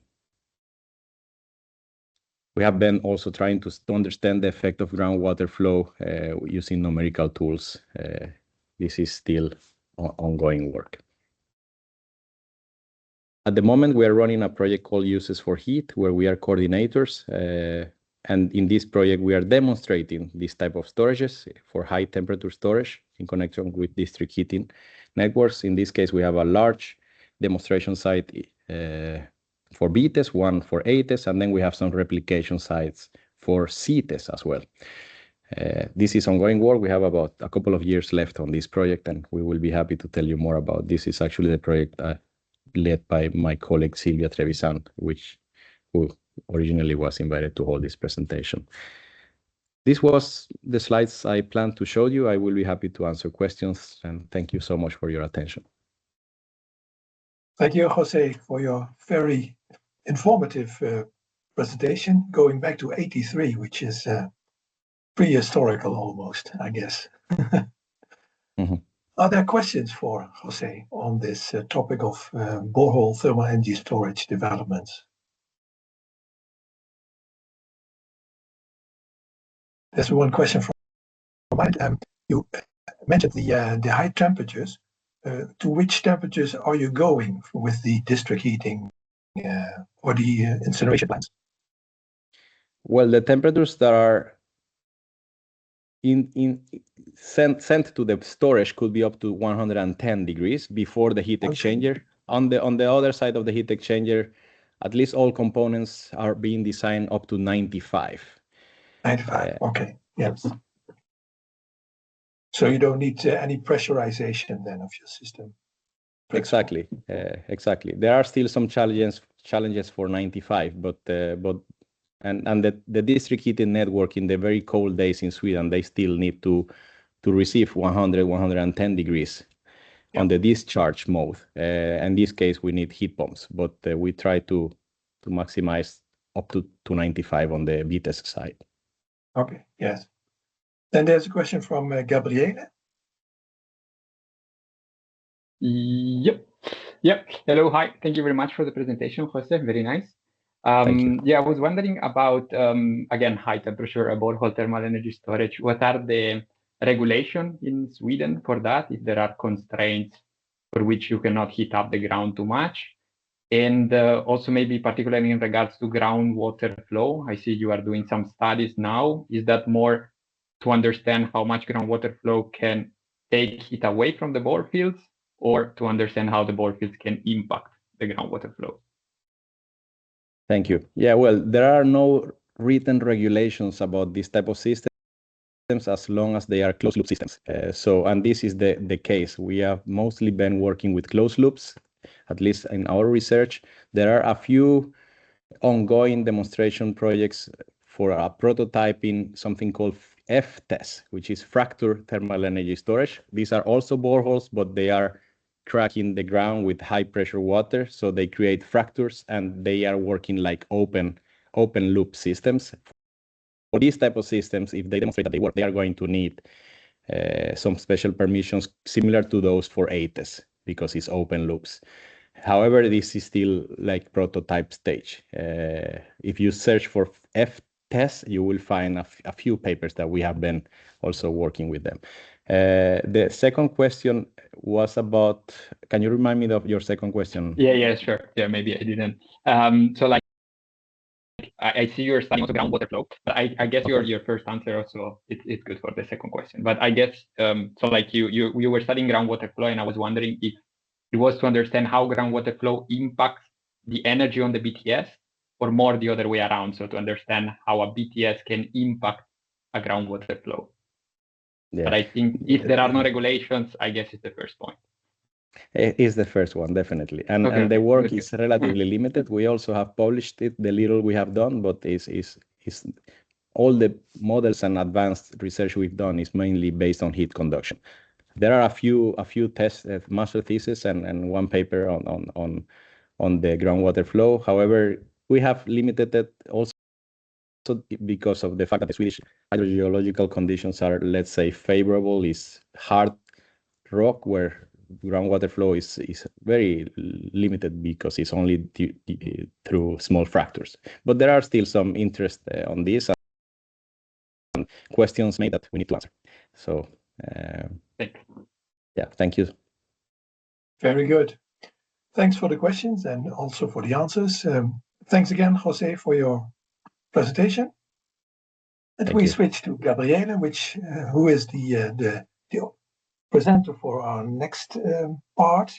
It will be on high temperature borehole thermal energy storage in Switzerland. And then we will tell more about early lessons learned from the pilot projects. Gabriele works at the EMPA Institute in Switzerland. And Gabriele, the floor is yours. Yeah, thank you very much for the nice introduction. Thank you also, Jose, for your presentation. I think this is a nice follow-up to that. So as Wim said, I will talk about high temperature BTS specifically and the pilots that we have in Switzerland. So this is just to locate the presentation. So in this presentation, we talk about shallow BTS, so below 200 meter depth. And we use this BTS as seasonal thermal energy storage. So we inject heat in summer and we extract heat in winter, basically. So I guess probably this is clear now, but there are two different ways of operating the systems. Typically, there is the conventional way where the temperature of the ground is near the undisturbed temperature levels. So around 10 degrees C here, just to give an order of magnitude. Then, of course, it depends a lot on location and type of system. And then we have this high temperature operation where the ground is heated up way more than its undisturbed level. So here I report a number of 45 degrees C, but it can be higher or lower depending on how the system is designed and what is the heat source of the system. So the question now is like why we are interested in high temperature BTS, given that, as I said, most of the system currently are operated in the low temperature regime. So we are interested in high temperature because of the carbon intensity of the grid, which is highly seasonal. So it is lower in summer and higher in winter because of the renewable energy sources integration, mostly because of the solar availability. So if we manage to have a storage technology, a ground which is hotter in winter, we can operate heat pumps sourced by this ground at higher COP, meaning that we are emitting less CO2 in winter. So this is the main driver of this type of operational regime. However, this also increases heat losses, so there is always a trade-off and optimization problem to solve here. Also, high temperature of operation can increase the available delta T for the storage, meaning that we can increase the energy density of the storage, meaning that for a given capacity, a demanded capacity, we can install a smaller number of boreholes. So this is very, very interesting, actually. However, as I said, this high temperature operation is still not very much explored. So there is the need for pilots, for de-risking, for long-term monitoring of the ground response. So according to the source I list here, which is from the, I think, Heat Store project, the source is from 2019, there were 12 installations of high temperature BTS worldwide for pilots. and only 8 of them were, let's say, well documented, or that's how they are defined in the report. So today I'm going to talk mostly about a pilot in Dubendorf. I will show later where is Dubendorf exactly, but it is in Switzerland, which addresses specifically waste heat from cooling. So we heat up the storage with waste heat from cooling. It is integrated in a multi-temperature network, and it had some retrofitting constraints because the network was already there and the pilot was built afterwards. So here is where Dubendorf is, but it's near Zurich. And here you have an image from Google Maps of where the high temperature PTES was constructed. So it's integrated in the EMPA and EVAC campus. EVAC is also a research institute in Switzerland. And the high temperature BTES was built partially underneath a building. So it was built in the campus because of the availability of waste heat in summer from cooling, from chillers. You see there more or less how much were then the demand of the campus. So of course, we also need to rely on other supply units to satisfy the demands. To give an order of magnitude, the heating demand is 5 gigawatt-hour per year, and it is connected to 40-ish buildings, which are used for offices and laboratories, labs, infrastructures. So now I wanted to show a bit the history of the pilot, also to give you a feeling of how long it takes to build a pilot. So in 2016, we did the first exploratory study. I wasn't there, but I say we did, yes. And the key takeaway here is that there was a strong underestimation of the cooling demand. So it was estimated to grow plus 30% in 2030 compared to 2016, but this increase was already reached in 2023. And as we know, this year is probably way higher because of the different heat waves we are facing. Then the planning had to be coupled with new lab construction that led to some, let's say, additional delay. And this is a very important aspect when planning. In 2019, finally, the high temperature operation was approved. However, it was approved under the condition of also being able to operate the system in a more conventional way. This was made possible through the design, but it was actually a challenging task, or at least it increased the complexity of the system. In 2022, the construction started, and here one lesson that we learned is that it's probably always important to verify, validate the material properties, because we had an issue with the backfilling thermal conductivity, which it was lower than the design value. And we realized after 1/3 of the bore field was already constructed. So at the moment, we have 1/3 of the bore field with a thermal conductivity that is lower than the rest of the bore field. The difference is, I think, around 1 watt per meter Kelvin. So it's quite significant, or we expect it to be quite significant. In 2023, we had some parallel project delays in 2024 because also some accidents that happened during commissioning. And finally, we were able to start operation in 2025. So summer 2025 is the first charging period we had. So it's a quite new pilot. So this is the configuration of the high temperature pilot. It has 8 rings, concentric rings. The idea is to have a hotter core for the BTES and instead colder in the outer layers, and the outer layers serving as a, let's say, thermal insulation, although I don't know if it's the right word and the right expression. So the BTES can be charged up to 65 degrees C in zone 1, which are the 3 inner rings, while up to 40 degrees C in zone 2. This difference in temperature that can be withstood by the system is due to the different construction material, the different piping material that was used. The rings can be operated in series or in parallel, or a combination of the two. Also, we installed several measurement equipments. We have on mass flow rate, we have on energy meters, and here in the figure you see also some fiber optics that we have. We have, I think, 12 in total, which are placed in a Y shape to assess the influence of underground water flow. So as I said, the BTES was integrated into an existing district heating network. which operates at 3 different temperature levels. So we have the high temperature level, which is between 65 and 45, 65 being supply temperature, 45 being return temperature. And this heats up most of the buildings and takes care of the domestic hot water demand. Then we have a medium temperature grid that operates between 38 and 28. And then this also takes care of some space heating demand from the new buildings. However, this demand at the moment today is still quite low. And then we have the low temperature network that takes care of the cooling demand. As you see here also from the list of supply units, the campus still relies heavily on gas because we have a heat pump size only for 500 kilowatt. And then most of the peaks are taken care by this gas boiler or combined heat and power system, which are sourced again by gas. Here I tried to list a bit of the learnings that we had during the commissioning and the first, let's say, year of operation. So on the left-hand side, you see lessons learned at the pilot level and how this can be generalized.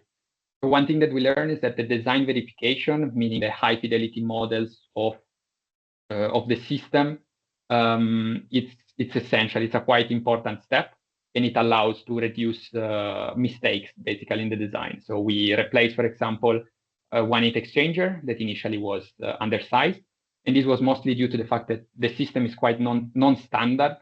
And so the temperature levels, the delta T that we wanted, maybe were not clear to engineers when the system was initially designed. Then also thanks to these high fidelity models, we also asked for the addition of some bypasses on heat exchangers. So here you have HT for high temperature, LT is actually the heat exchanger leading to the heat pump. And then we actually recommended for other bypasses that in the end were not built. Then yeah, one thing is that the system was built without top insulation. For a high temperature BTS, this is probably quite unusual. And at the moment through simulation, we think it will not have a big impact. So we estimated less than 5% losses through the top. However, this needs to be validated. So I will be, at this point in time, I am very careful in making statements on this regard. But just to say, it's something that we are monitoring and we want to study more and more. Then we need to be careful with the material resistance. So as I showed you earlier, we have this zone 2 in series to zone 1, or can be in series to zone 1. And the temperature of the heat transfer fluid entering this zone 2 must be carefully monitored to avoid heating up the system too much. And then, of course, the first year of operation has to focus on medium temperature level charging, meaning that a high temperature BTS always needs to be gradually, its temperature needs to be gradually increased over the years. So here I'm showing some of the measured performance for 2025, but it's more to give you an idea of what we can measure rather than making conclusions, because 1 year of operation for a BTS, and especially for a high temperature BTS, is still too little to make conclusions on the measured data. But we managed to inject 0.5 gigawatt hours of heat in 2025. So on the right hand side, you see a bit how the temperature levels are measured by our fiber optics. So we have the temperature evolution along the vertical direction for different rings. This is average quantities over a day, but we have measurements every 8 minutes, I think, with a 1 meter spatial resolution. And here instead, you see the temperature progression over Q3 of 2025 for the different rings at different depths. So at the top, you see 10 meter depth, then 50 meters and 90 meter depth. So you might think that here in July and August, we were running some experiments, but actually no, we were just allowed to inject heat specific hours of the day. So the more consistent period probably to look at is September, the first 2 weeks of September. And here we can clearly see that the core is hotter than the outer rings, and that at the lower depth, the difference between the core and the outer layers is actually smaller than at higher depth. You can also notice actually that ring 2 is hotter than ring 1, if you are questioning that. And this is due to the fact it was a design mistake that we had for the first year of operation. So basically ring 2 was mistakenly connected before ring 1 physically. And so this was now fixed, but for the first year of operation, we had this ring 2 hotter than ring 1. So now a bit on what are our next steps regarding to the pilot. Of course, we are now taking care of the high temperature charging. So first year was medium temperature charging up to 38. Now we are injecting hotter water, but measurements are not yet available at this point in time. An important step will be calibration of numerical models, because we want to improve how we operate the system. So here you see some simulation results where we see the COP of the connected heat pump is expected to increase over the years, but decreases over the discharging season, and not with an ideal shape. So the shape at the moment does not follow, for example, the carbon intensity of the grid. We would like to replicate more that curve. As I said, these are still simulation results, not validated, because we don't have enough data yet to validate our tools. So now moving back and looking back at the bigger picture. So what are the challenges for high temperature BTES deployment in Switzerland? This also connects to some of the questions that I asked in the previous presentation. So as I said, low temperature is quite established, but high temperature is still is treated as an environmental risk, with also some, of course, some reason behind. And in particular, we have some regulation which are quite cautious. So we have this 3 Kelvin rule, 3-degree rule, for which we cannot heat up or cool down groundwater at a distance of 100 meters for more or less than 3 Kelvin. And this, as far as I know, is probably one of the strictest value in Europe in this regard.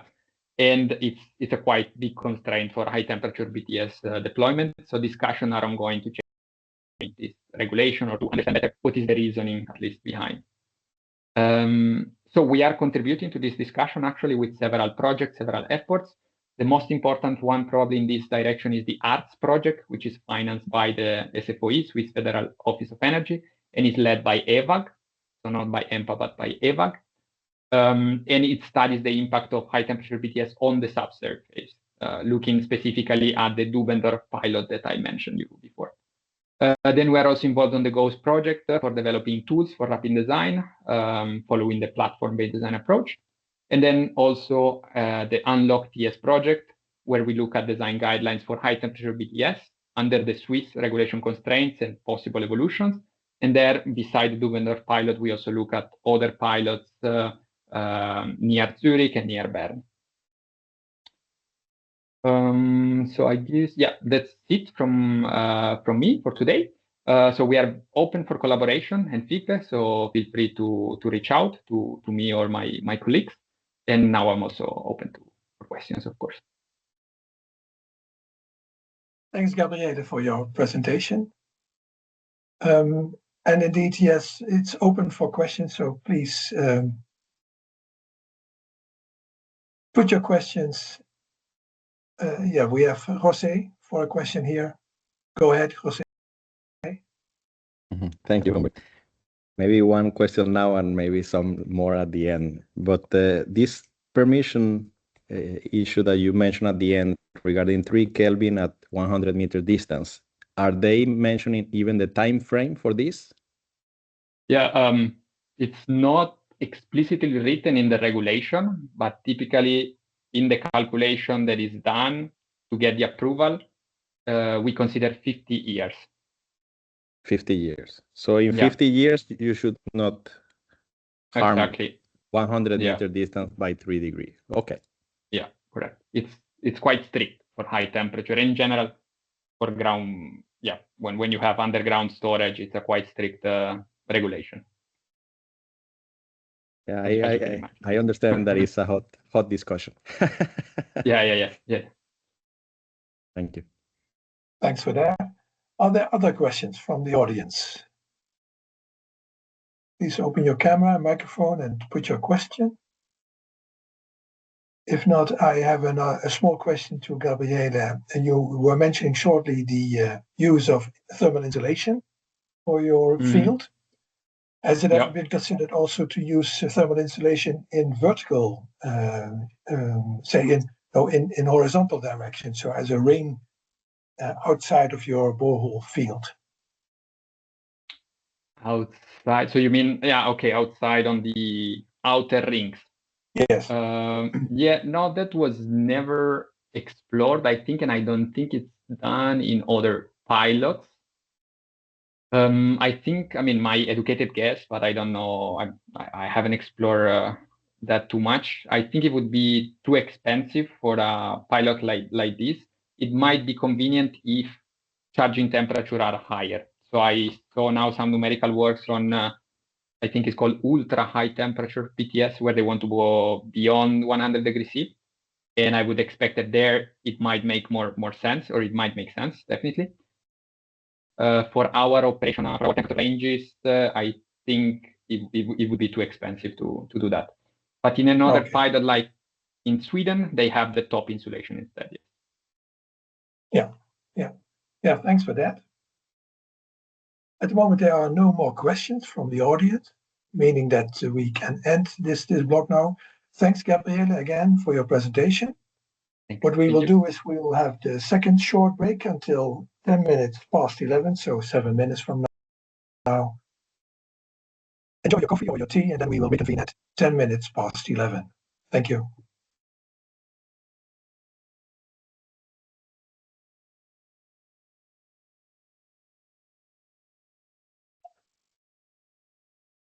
Wim, are you present? Still present? Oh, he disappeared. That's not good. No, I'm here. I'm here still. Yeah. Oh, that's great.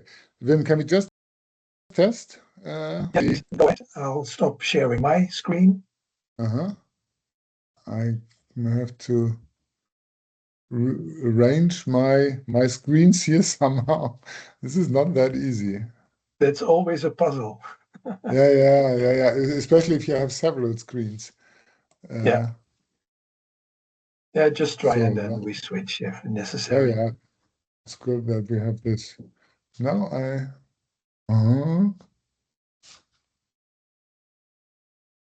so now I don't get rid of that. Okay, then we have to do it other way around.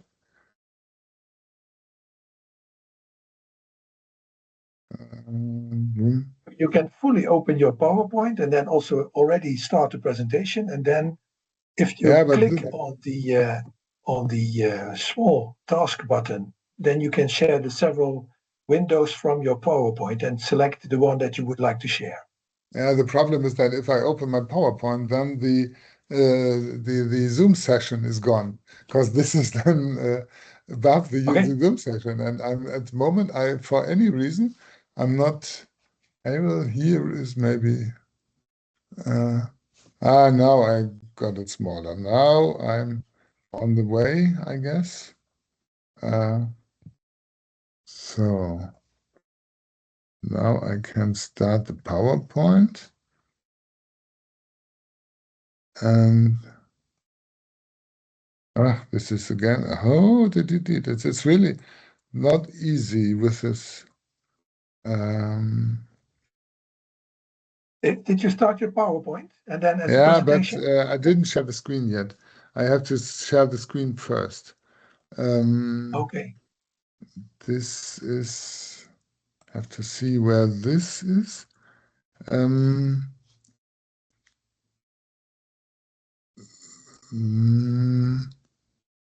not sure. Am I allowed to share my screen? Yeah, there's sharing. Yes. There's sharing. Okay. But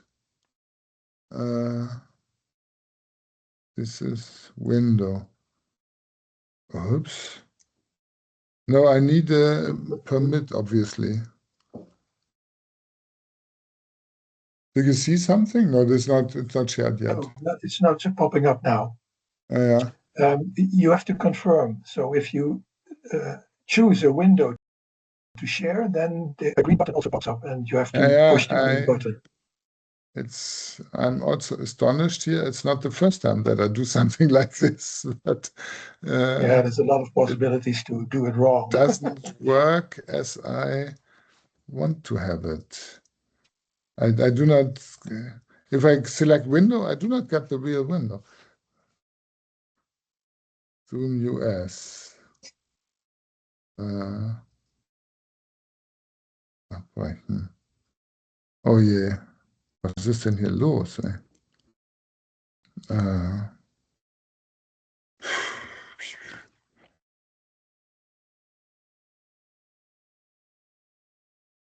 I need to insert my password to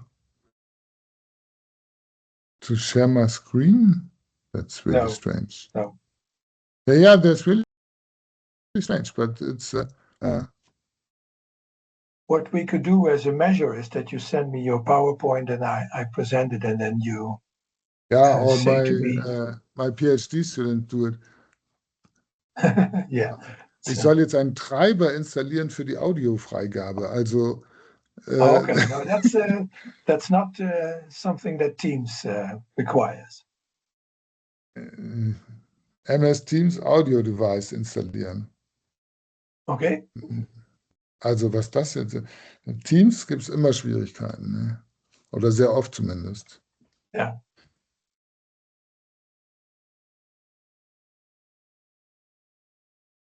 Die Datei ist zu groß. Das Problem. So, Installation war erfolgreich. Jetzt gucken wir mal, ob es jetzt schon weitergeht. Aber so richtig geht es ja immer noch nicht weiter. Oh je, oh je. Dann würde ich fast mal einen unserer Mitarbeiter bitten, zu versuchen, ob der das hinkriegt. Ja, prima. Was ich dann machen werde, ist, ich frage Tim Sievers von Solmax, ob er dann die erste Präsentation gibt. Das warte mal eben, euch ein bisschen Raum. Geht ganz schnell. Ja, ganz schnell. Paul? Ja. Irgendwie klappt das mit meiner Freigabe nicht. Ich würde jetzt die Datei nochmal auf den Server legen. Können Sie die vielleicht Ihren Bildschirm freigeben? Ja. Und dann muss ich immer sagen, weiter oder irgend sowas. Dann muss ich das hier selber machen. Dann. Warte mal, ja genau, genau, anders wird es nicht gehen. Aha. Gut, dann ich schiebe das nochmal rüber auf den Server und dann können wir es gleich machen. Ich habe noch ein bisschen was geändert, das ist nicht ganz die aktuellste Version. Genau, bei Vorträge fahren und dann 26 Task 45. Gut, bis gleich dann. Tschüss. So, also dann wird der das machen. Jetzt muss ich nur noch die neueste Version zurückspulen. Das müsste dann auch gehen eigentlich. Ja, okay. Also das müssten wir gleich schaffen dann. Wir haben noch 2 Minuten. Okay. Ja, eben. Ja, wenn es noch 10 Sekunden dauert, ist auch egal. Ja. Solar, okay. akademische Gefahr. 26. So, jetzt muss ich nur die PowerPoint drüber machen. Na, die ist egal.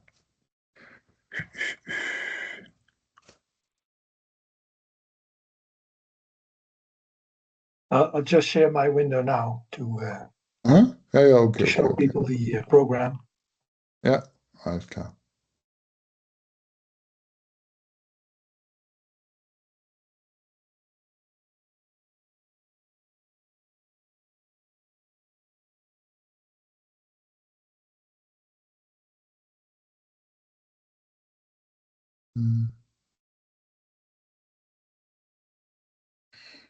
So, now it's there. Ich schalte mal mein Mikro ab jetzt, ne? Perfekt. Ja.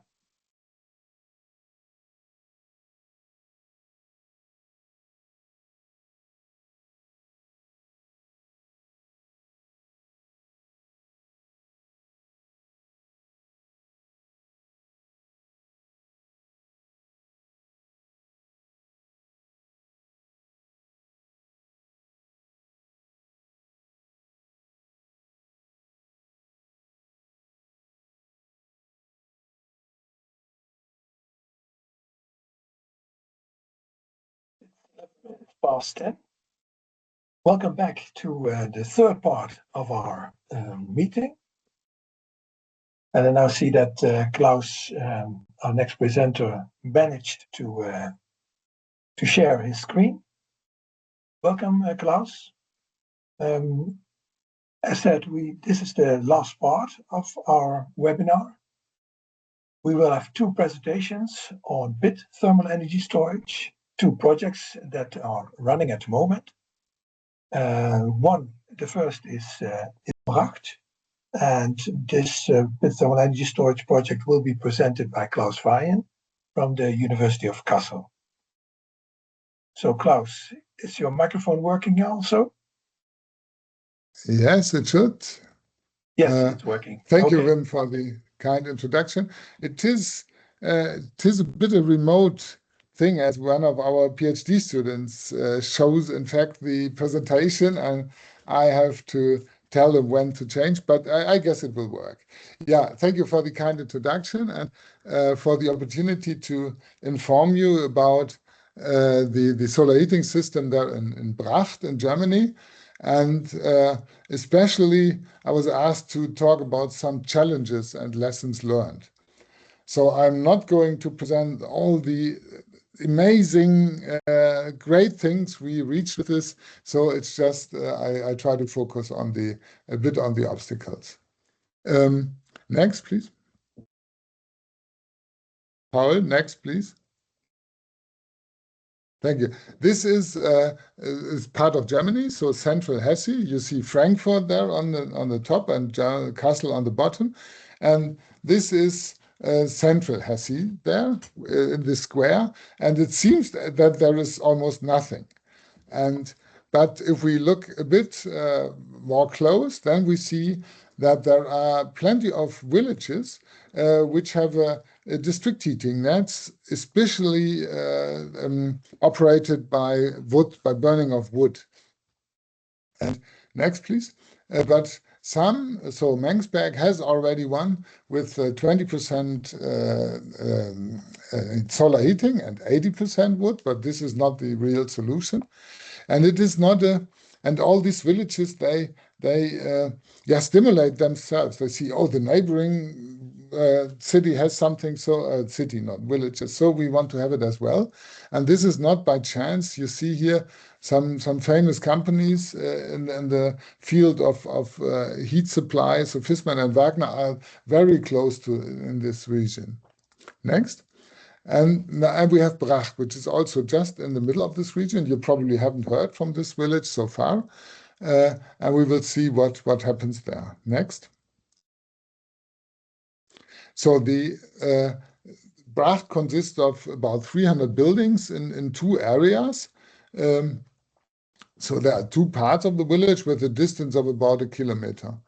And 90% of these buildings are before 1980, and 25% are even half timbered.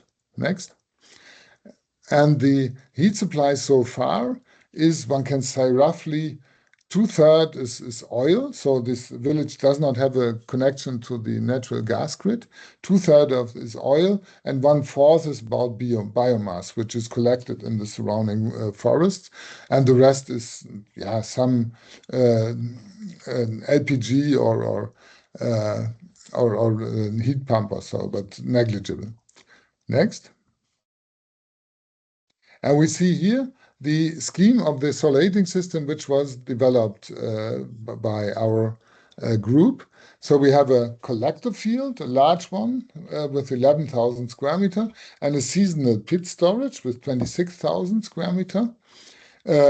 We have an internal heat pump, which heats up, which still furthermore cools down the storage and delivers the necessary temperature and delivers the heat from the pit storage to the buffer store, which is a 200 cubic meter large. And from this buffer storage, it's directly provided to the buildings. We have a biomass boiler, which is not used as a peak boiler. It always runs in parallel to the heat pumps, or mostly runs in parallel to the heat pumps, so that the biomass boiler delivers about the last 10 Kelvin to increase the COP of the heat pumps. And with this, we predict a share of solar thermal of about 71%, measured at the buildings, so including the the losses of the storage, and biomass remained about a fourth, but basically we have changed the heating oil by solar thermal. And by this innovative system, it's the first time, as far as I know, for an existing village in moderate climate, predominantly with solar thermal. And we have from one day to the other a CO2 for the heat supply of minus 98%. And we have a levelized cost of heat for prices of 21 of about 22 cents per kilowatt hour at the buildings, turnkey, net and without subsidies, so which is rather competitive. Next. Here we have a simplified hydraulic to give you an impression. First the collector, next. Please, next. The collector circle, then there is a heat exchanger in between because the PTES, of course, is pressureless. Next. Then we have the backup circle, which is directly connected with the heating grid, and we have two heat pumps in between, which use as a source only the pit storage and to the buffer storage. Next. Some pictures to give you some. That was at the beginning, it was just a meadow. That's a bit fast now. So they started in December 2023. Yeah, continue. In February, it was a lot of work, but it was not really clear what's going on there. Next. Next. In May, one could already guess what's going on. In June, they started with June 24. They started with the liner. Next. Here and in August, it started with the filling of the storage. Next. The filling was quite a problem because the usual water supply of the village was not built to fill 26,000 cubic meter bath tube in an hour or something. This would have taken about a year.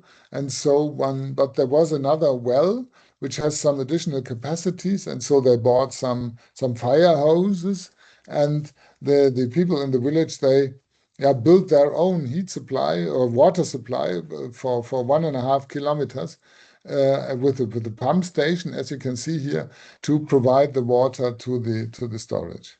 This is something which usually works only in a village. This doesn't work in a city probably. Next.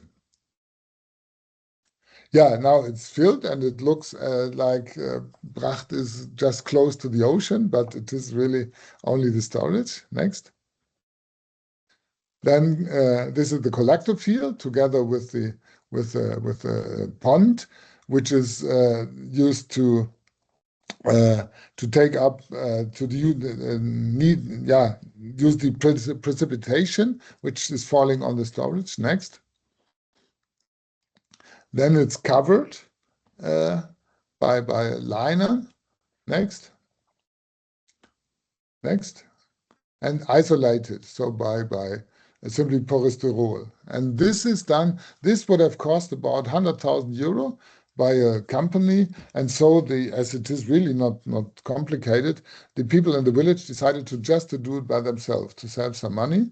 And even we came with 20 students and PhD students for one day and helped one. So this was within 2 months or 3 months, they got it managed by voluntary work from the people in the village to isolate their storage. Next. This is now almost finished. Next. And here you see it from the top. You see the storage, you see the large collector field and the heating center with the PV on top, a small PV system, and the pond just adjacent to the storage. Next. So what were some challenges. So during the construction phase, one was there was some groundwater infiltration. So after, so we had to stabilize the walls of the storage with concrete. Not all, but in some corners this was necessary. Next. Then I already mentioned this water filling for the PTES, which was basically a great idea. But there was the one district heating pipe between the villages was already ready. And so the people in the village decided, okay, let's use that for this transport, then we do not need so much water hoses. And this was not the best idea because it was now not prepared water and not deionized water, which was put in this district heating pipes, and so it had to flush extensively at the end to clean it up once again. This is one lesson learned. One should better not use this district heating pipe just with fresh and water there. Next. Then one problem is measuring of the temperatures. This is really a bit strange because we fly to the moon, but we are not able to measure temperatures in a hot water storage. Some extent. Next. Next, please. So there are digital and analog sensors. Digital sensors have the advantage that you can more or less implement any sensors, and you have a very high spatial resolution, but it's not really market ready, and also the waterproofing is difficult. And analog sensors is just the opposite. And we, as the alternative was this fiber optic is extremely expensive, we decided for digital sensors, but although the company is rather cooperative, we are now in the third row, in the third iteration, and still it doesn't work. So we bought additionally analog sensors to get at least some reasonable measurements. Next, please. So our recommendation is just go only with companies with reference for pit storages, and analog sensors are at least more reliable. Next. Then problems were the overall delay. So we had there was a notification for subsidies, and this was about 1 year delayed at the end. So it was clear that the cooperative should get these subsidies from the state of Hesse, but they didn't have a official permit for some formal reasons. And this caused some trouble because the bank said, oh, your financial is not really clear, and we cannot give you credit until the whole balance of the investment is clear. And then you have to decide, if you are this head of the cooperative, whether someone signs one piece of solar heating system for 15 million euro, sign that privately, the order, with the uncertainty that maybe the financing does not work finally. And this caused a real problem and put the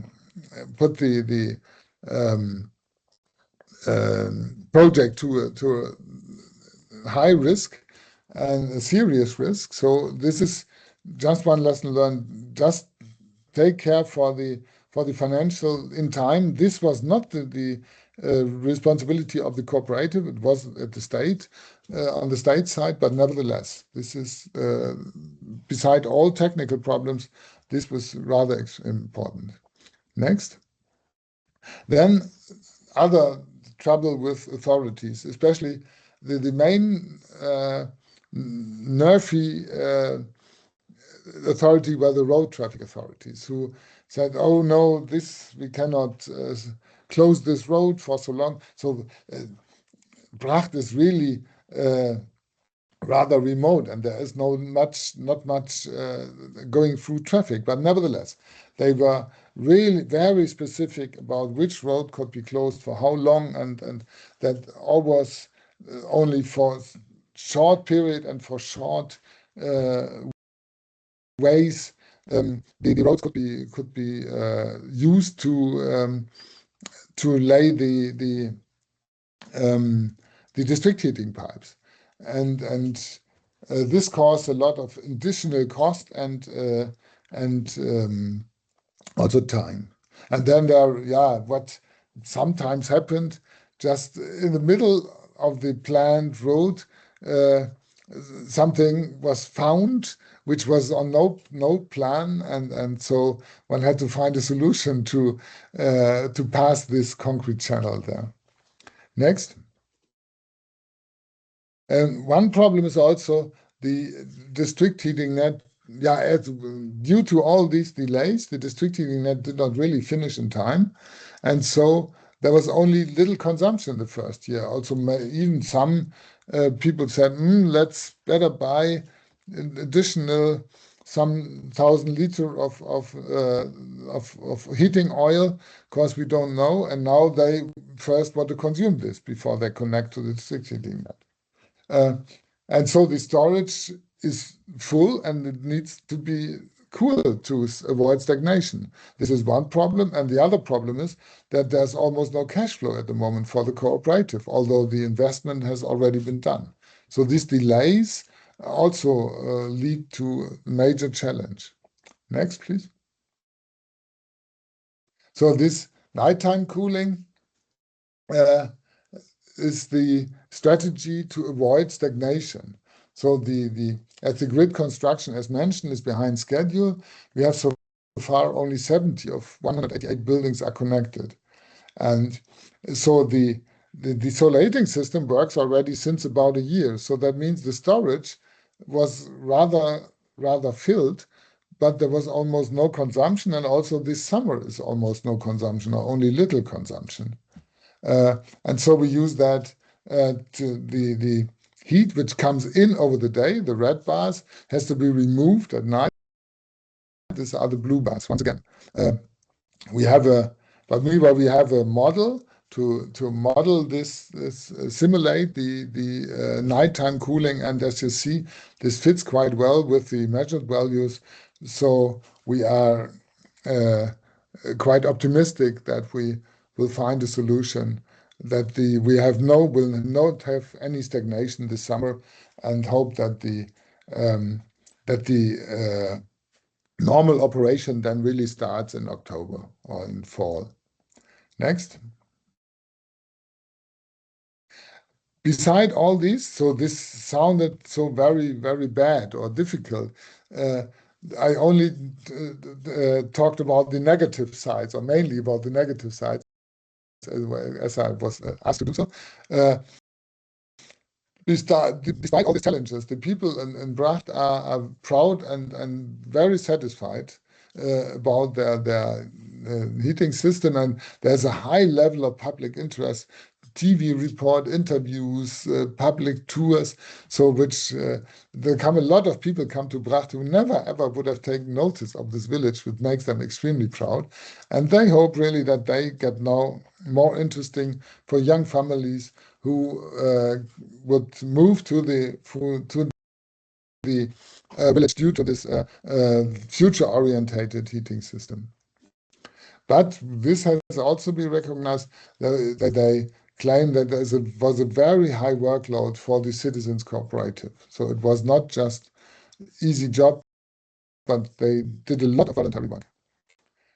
Next. And we also see there's a high interest, so there are plenty of guided tours. They even combine that already to not to have almost each weekend a group which wants to be guided through the system. Next. So there's a follow-up, Rüdigheim, which is also in bicycle distance to Bracht. That is, other than Bracht, this is a tank storage, not a pit storage, because it's a bit smaller. And they want to do it completely without biomass, just with the heat pump. So only solar and heat pump. So they end up with a solar thermal share of 83%, even once again for an existing village, another world record. Next.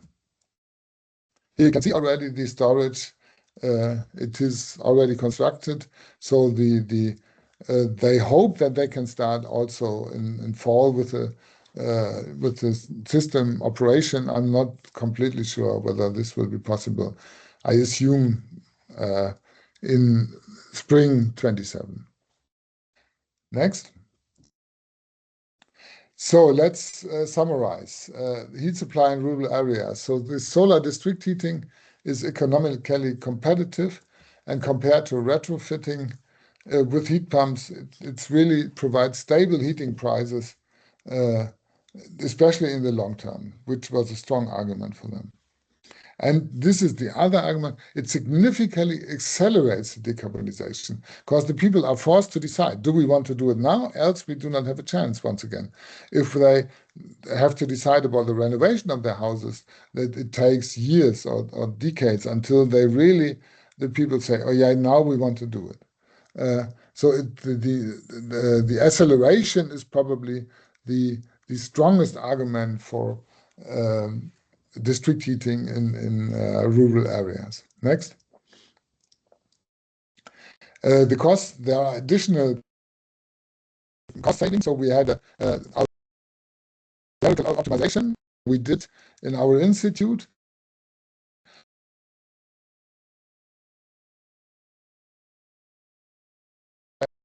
So the do-it-yourself tank cover was 100,000, or the nighttime cooling without the cooler, but just using the collector field saved another 300,000. And there is even, we detected meanwhile further potential for cost reduction. Next. And the key success factors are, for example, not all, but for example, so a relatively densely populated village center. So the houses should not be too far away. But which is really important, the strong roots in the village and the highly motivated solar working group. Then there was a support from the state, beside the problems that caused, but there was strong support also. And we think also scientific support. And finally, so Bracht is up and running, and construction is underway in Rüdigheim. So we think it's really a success story so far. And we hope that it remains this. Thank you for the for listening, and sorry that we had this remote had to use this remote version, but I think it worked quite well. Thank you very much. Thank you, Klaus, and it worked very well indeed. So there was no technical issue at all. Thank you for that. We are over the planned time for your presentation. So what I propose is that we first have the last presentation and then come to questions in the final round, in which we have more time available for questions. Thanks, Klaus. We now switch to the last presentation in this series, also a PIT thermal energy storage project, which will be presented by Tim Sievers. He's working at Solmax company in Germany, and he will tell about their project called Efficient Pit. Tim, the floor is yours. Thank you, Wim. I hope you all see the presentation. Yes, it's up now. Yeah, I'm gonna talk about the Efficient Pit project, which neatly connects to the Bracht project as well, and the newest developments in design and research in the field of pit thermal energy storages. Short introduction to my person. I studied at the Technical University of Hamburg, where we heard a presentation earlier, and yeah, I moved to a full-time position in Olmex since last year. I work for the Efficient Pit project as well as the Task 45. And yeah, the project is about developing the next generation of pit thermal energy storages. And basically the goal is to develop a few instances, few design methods and construction methods, as well as scientific proven concepts to further develop the application of PTES systems. A few points that are included in this project are, first of all, the further development of materials used for pit thermal energy storages, as well as trying out new construction and operation mechanisms, as well as seeing how functional durable floating lids perform and how a good monitoring system can be implemented for such PTES applications.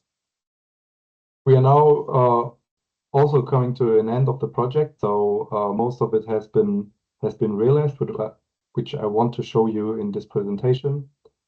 But I can still tell you that we are still working on the last bits, and there is still information coming in the next couple of months from our side, Solmex, as well as our scientific partner, LTES. Here you can see the two storages that have been constructed at our production site, and which makes it all the easier to test new operating mechanisms as well as implementing these storages for laboratory purposes. First of all, I want to show a bit of the design innovations we tried with these two storages. And later on, I will come to the scientific monitoring and other implementations to further quantify mechanisms in PTES. Yeah, now the first part is the steeper slopes of storage embankments for pit thermal energy storages. Background here is that with steeper slopes, you can get a higher volume to area ratio, and yeah, with the reduction of the cover area needed for the stored volume of water, it helps first of all with water management, but also with costs and efficiency. We realized this deeper slope with reinforced soil construction methods with our own products, the MiraGrid GeoGrid, and yeah, tried this implementation in the overall design. And the effects can be seen pretty easily. So we have one storage pitch with 34-degree slope angle and another one with 70-degree slope angle. And the one with 34 degrees has a volume of 2,000 cubic meters, and the other one has a 50% increase with 3,000 cubic meters of storage volume. The next steps here will be that there will be intense monitoring of the material behavior under storage or usual storage temperatures and load surfaces, as well as the validation of the storage efficiency via a vast monitoring system, and evaluating how its ability to scale this for larger storages, as these are rather small with the volume compared to existing commercial storages.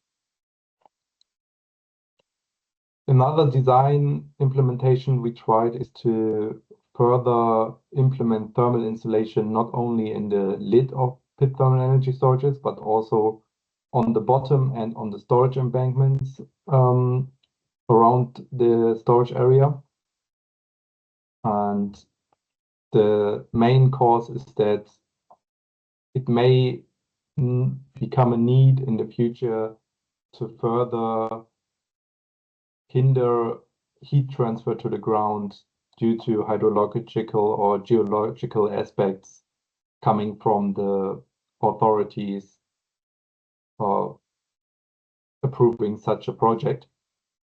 And on the other hand, it could also be used to enable further heat storage capacities in storage embankments for this application. What we did is we installed several types of different thermal insulation types.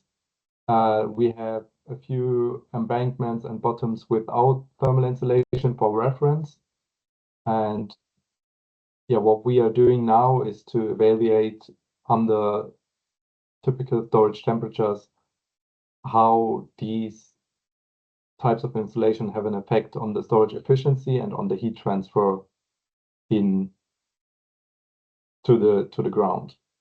And yeah, what will come afterwards also is the evaluation of cost effectiveness and how effective it is compared to the cost and labor involved. What is a key driver in this project is, of course, as we are a material producer for this application, is the further development of materials used for sealing these pit thermal energy storages. And the goal we had in mind is to, yes, come closer to the demand of the European heating sector for thermal energy storages in general, which demand a lifetime of equal or over 30 years at 95 degrees Celsius. And what we did is we further develop our still existing products, which have a lifetime of roughly 20-25 years at 90 degrees Celsius, and came up with a new formulation for GSE-HH with Nexa to further increase this lifetime of our sealing membranes for pit thermal energy storages. And we did the lifetime assessment with the SKZ in Germany, which had a high pressure autoclave testing for doing these lifetime assessments as well.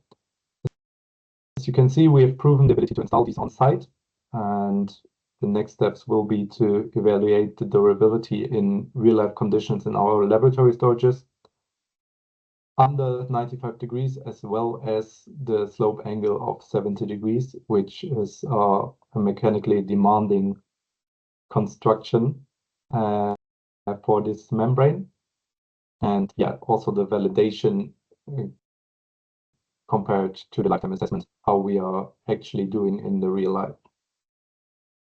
Together with that, we also further developed our protection liners and protection layers, as our geomembrane cannot just simply lay on the earth with rocks or smaller, sharper structures in the ground. It would be object to puncture, so we need these complementary layers and erosion control. And we also further develop these for functioning under higher loads and also permanent temperature of 95 degrees. Also here, there will be the evaluation needed to how these perform in the real storage and compared to the lifetime assessment, and how the 95 degrees impact the lifetime. Another rather interesting topic we implemented was to switch out usual concrete in and outlet structures to the storage with polymer structures. And there are a few motivational drivers behind that. First of all, the concrete structures usually take a lot of concrete, of course, and which is energy intensive and needs a lot of logistics behind it. But it also drastically slows the construction time of the storage, as these structures need to be cast and waited to be fully dried out, which takes a lot of time in the process of constructing a PTES. So we tried this a bit leaner version of a polymer structure filled with concrete to maybe slim down the construction process and see how it performs. And yeah, the thing is that, of course, maintenance is a bit of an issue, but it is the first prototype and can be further adapted for the needs. And yeah, that's also what we need to evaluate in the future, how it's suitable for not only smaller storages like we did, but for larger commercial ones. If it's an available and how we can optimize the design. We also tried the charging and discharging pipes and diffusers made from polymer. And the motivation behind it is basically that, yeah, the water treatment is also a main cost driver for storages. And of course, you have to always keep heat exchangers in mind to not fully clog them up. But if it's possible to make a leaner water treatment, slim it down, do it fast, it would be really helpful for construction time, but also for the cost. We've seen it with the BRUSH project. It's hard to get the water sometimes, and sometimes it's even harder to get the infrastructure for the water treatment at the right place. So that's where we try to came up with a different alternative. What we see here, and what I will come to later, is also the distributed temperature measurement array around the diffuser. And yeah, we will also try to evaluate with that in an outflow behavior, but we also need to see how these polymer structures perform under the 95 degrees, which is an occurring number. Now I will come to the scientific part to validate all these innovative advances and to see how these really perform and what the thermal insulation is doing and how we are going around with heat inflow to the ground. We have over 180 sensors at the 20 different measurement points to investigate the behavior of heat flow, of temperature, of stratification, of effect of thermal insulation, and also the drying behavior of maybe the storage embankments. And I will come to later, also the physical moisture and air circulation behavior in the storage lid itself. And yeah, with this data that is very in small definition logged, the partners at LTES will try to implement these into existing simulation tools to further specify them and make them more precise. We also installed various leakage systems, or two to be precise. It has been an occurring theme with commercial projects or upcoming commercial projects, how to realize leakage control and leakage detection. And it has not been done in the past to that extent. So we use this project to test two different types of leakage detection. First of all, an electric field-based one using sensors and voltage transmitters to measure an electric field and see if there's leakage with the water used as an electric conductor. And the other one is the DTES system, the distributed temperature sensing system, which uses continuous temperature monitoring along a fiber optics cable, which has the advantage that is, first of all, detects the leakage, or in theory, we have not tested it yet, tests the leakage, but it can also be used as a temperature monitoring system to measure the temperature in storage and the stratification. And yeah, as I mentioned before, we have not validated the functionality yet and have to see how these operate under operating conditions. And I've teased it a bit earlier. Next up is the study of radial diffusers and their in and outflow behavior. And the partners at LTES, they installed this, again, DTS system with high definition fiber optic temperature systems to really observe the in and outflow behavior and the particle flow in a really, really high definition, and use that to validate the CFD simulation and to optimize the fuses for the future. Yeah, the first trials have been successful, and I see it's still an old version. The intensive measurement campaign has been conducted, and now the simulations need to be carried through. Next up is also what we did is to implement storage lid solely for monitoring purposes to test different configurations of the storage lid with different types of moisture content.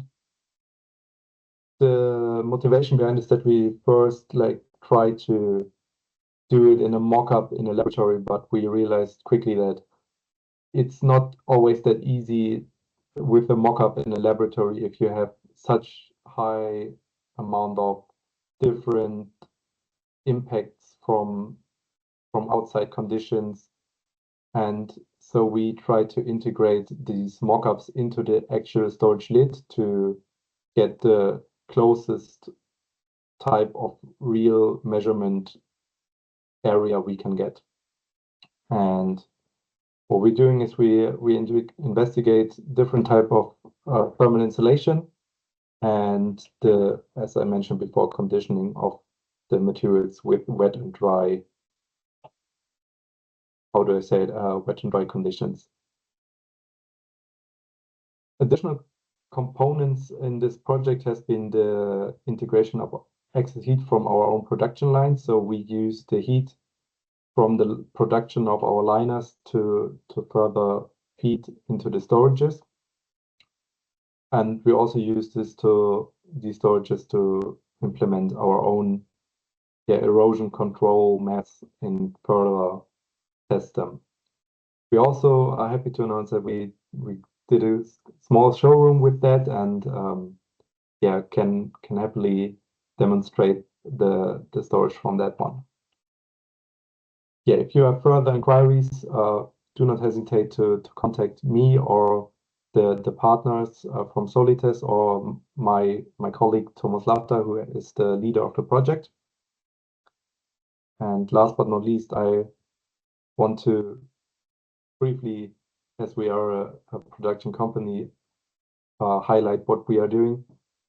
And we are mainly the producer of high-performance geosynthetics, as you've seen before.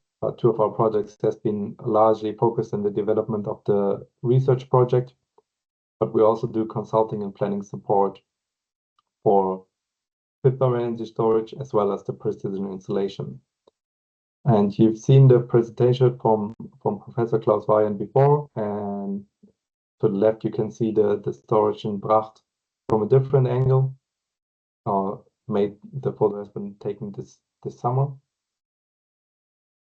And yeah, as I said before, from research to networking, we are involved in every process of the realization of Pit-TES. If you have any questions, these are my colleagues. They can happily help you. And thank you very much. Thank you, Tim, for this very nice presentation of all the challenges and the broad things that you are doing in the Efficient Pit project. So the floor is open to questions, first to Tim and then also to the other presenters on the general things that moved you in large thermal energy storages. So the floor is open. Who would like to kick off?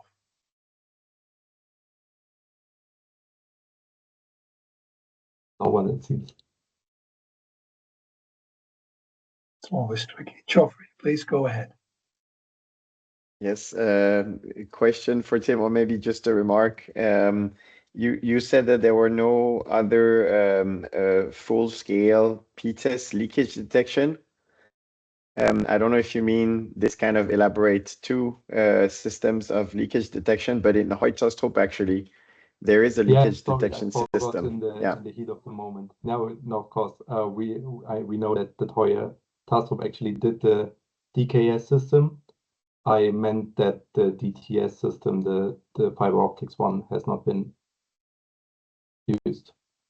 Indeed. Yeah. Thank you.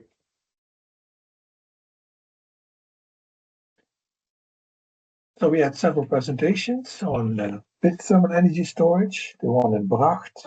And we talked about borehole thermal energy storage and cavern, mine, and aquifer thermal energy storage. Other questions. The first question is from Wansun Son. Sorry, Wansun. Yes. Son. Yes. Yeah. Please Thank you. Yeah, I want to ask the question to Bracht. I mean, to Professor Klaus Feyen. And so I understand that solar thermal is the standard way to provide the heat in the heat pit storage, but considering the negative price in the grids and the large-scale heat pump is also possible. So also PV is extremely cheap nowadays. So have you ever considered with installing with PV with the heat pump as a main source of a heat source? And did those numerical optimization, what you have done, did you compare like these kind of such systems? Yes, we did. And in fact, PV with a heat pump is more expensive compared to solar heating. We published that also already at the last district heating conference and in a journal. So what could decrease the price further is to use the heat pump, the internal heat pump, which is anyway used already to cool down the storage in winter, and which is just idle in summer so far, and use this as an additional source of heat during summertime. So then we have in winter it would be a water heat pump, in summer it would be an air-to-water heat pump, and this could also or should also be operated with a PV field to produce the energy, the electricity as cheap as possible. So this could decrease the cost once again, but still there remains a significant share of solar heating because it's simply the cheapest solution, and because the heat pump is not able to, at least with a rather cheap heat pump, to overcome the temperature difference from air temperature to the supply temperature of the grid. So that could be 80 degrees or something like that. And then you need at least a two-stage heat pump, if not even two heat pumps. And this makes it difficult. So you need solar heating just in summer for the upper part of the temperature level, interestingly.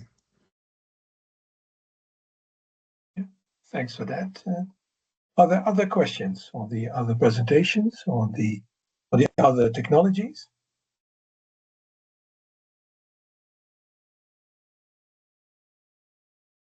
There's one. Okay, Jose, you have a question? Well, yes, if there are no other questions, I would like to come back to Theo for a question regarding the CTES. Theo, you mentioned, I think, regarding the shape of the system that you would like it to be vertical. However, your principle is mainly horizontal. But I saw in your configuration that you have a vertical shaft going down. My question is whether you have considered using that volume, the vertical volume, to a larger extent as compared to the horizontal, and how you have come to the conclusion of moving forward to the horizontal storage volume. It's more expensive to dig towards the downside. Doing the horizontal part is really less expensive than the vertical part. And on the current design, the volume ratio between the shaft and the cavern is maybe 1:20, I don't know, something like this. And also, we doesn't want to put the walls of the cavern under pressure. So the top of the cavern, there is a small layer of air at atmospheric pressure because our rock is quite soft. So it would not sustain the pressure. We have very strong rocks, and they are able to put the accumulator out of the pressure. So it's not a problem for them, but for us, we cannot afford the pressure. Okay, yeah. Other questions from the audience? I have a question for Tim. Tim, you showed the inlet-outlet combination of polymer. What are the sizes to which you can go to? Because this was a reduced size, I thought. Yeah, this one was a really small one. So it's has been roughly in a cube shape of 2 by 2 by 2 meters. And it's a really prototypish design. So I probably can go up as it has been filled concrete, which gives them the whole structure and stability. But we haven't really thought about or evaluated how large it could get. Of course, it would be helpful to do that maybe for larger ones, but we have come to the. We hope we can do that in the timeline of the project till end of February.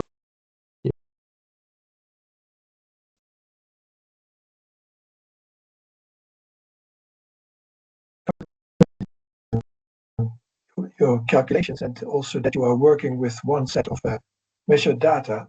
So what would be your wish for future projects to come up with measurement data? What would be the ideal validation set? Yeah, it's a good question. There were a lot of projects in the past that tried to to make HD-ATS standard, but they all abandoned. Then now, luckily, we have some new projects in Germany and Netherlands and Austria.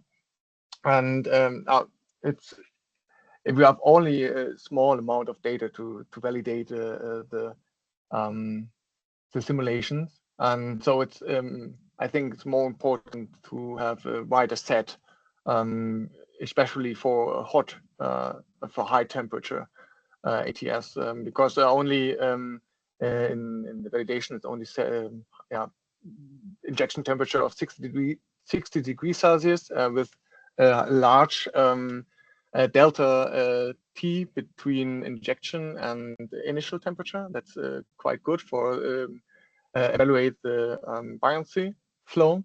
But yeah, for the better improvement of simulation, we should have much more data for a high temperature ATS. Yeah. And please more operation. So we have only small cycles, but long-term performance indicators that would be quite good. Yeah. Yeah, I guess it's a challenge for the complete field of large thermal energy storage, is that we need more monitoring data in order to be able to better calculate and better design future systems. Yeah. Yeah. Okay. If there are no more questions from the audience, meaning that, Geoffrey, yes? Please go ahead, Geoffrey.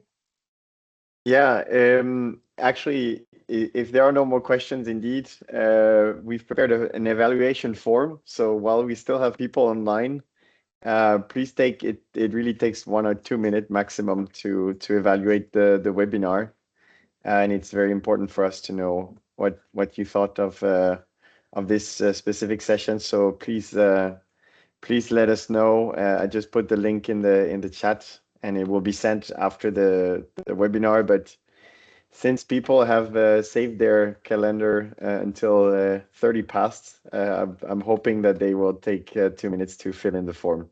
Thank you. I actually have 20 minutes to fill in the form, so it should be plenty of time for that. Okay, yeah, thanks for that.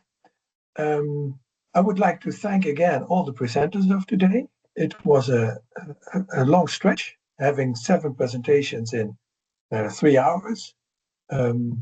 We managed it well in time, so thanks for that, all the presenters.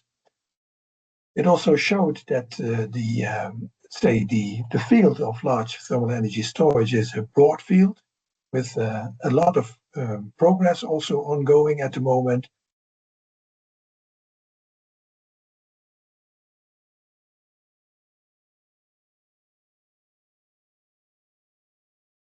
Equipped to accelerate the uptake of large thermal energy storages, because we need thousands of these systems until 2050, until we have achieved 100% renewable energy for our heating purposes. I'll show shortly also my window. So this is the program. And I have two additional slides. One is a slide on the upcoming webinars and questions and answer sessions that we have for task 45. Every 2 months, it is planned to have a Q&A session. We are now here at month 7 of 26. There will be 2 or 3 Q&A sessions in this year still.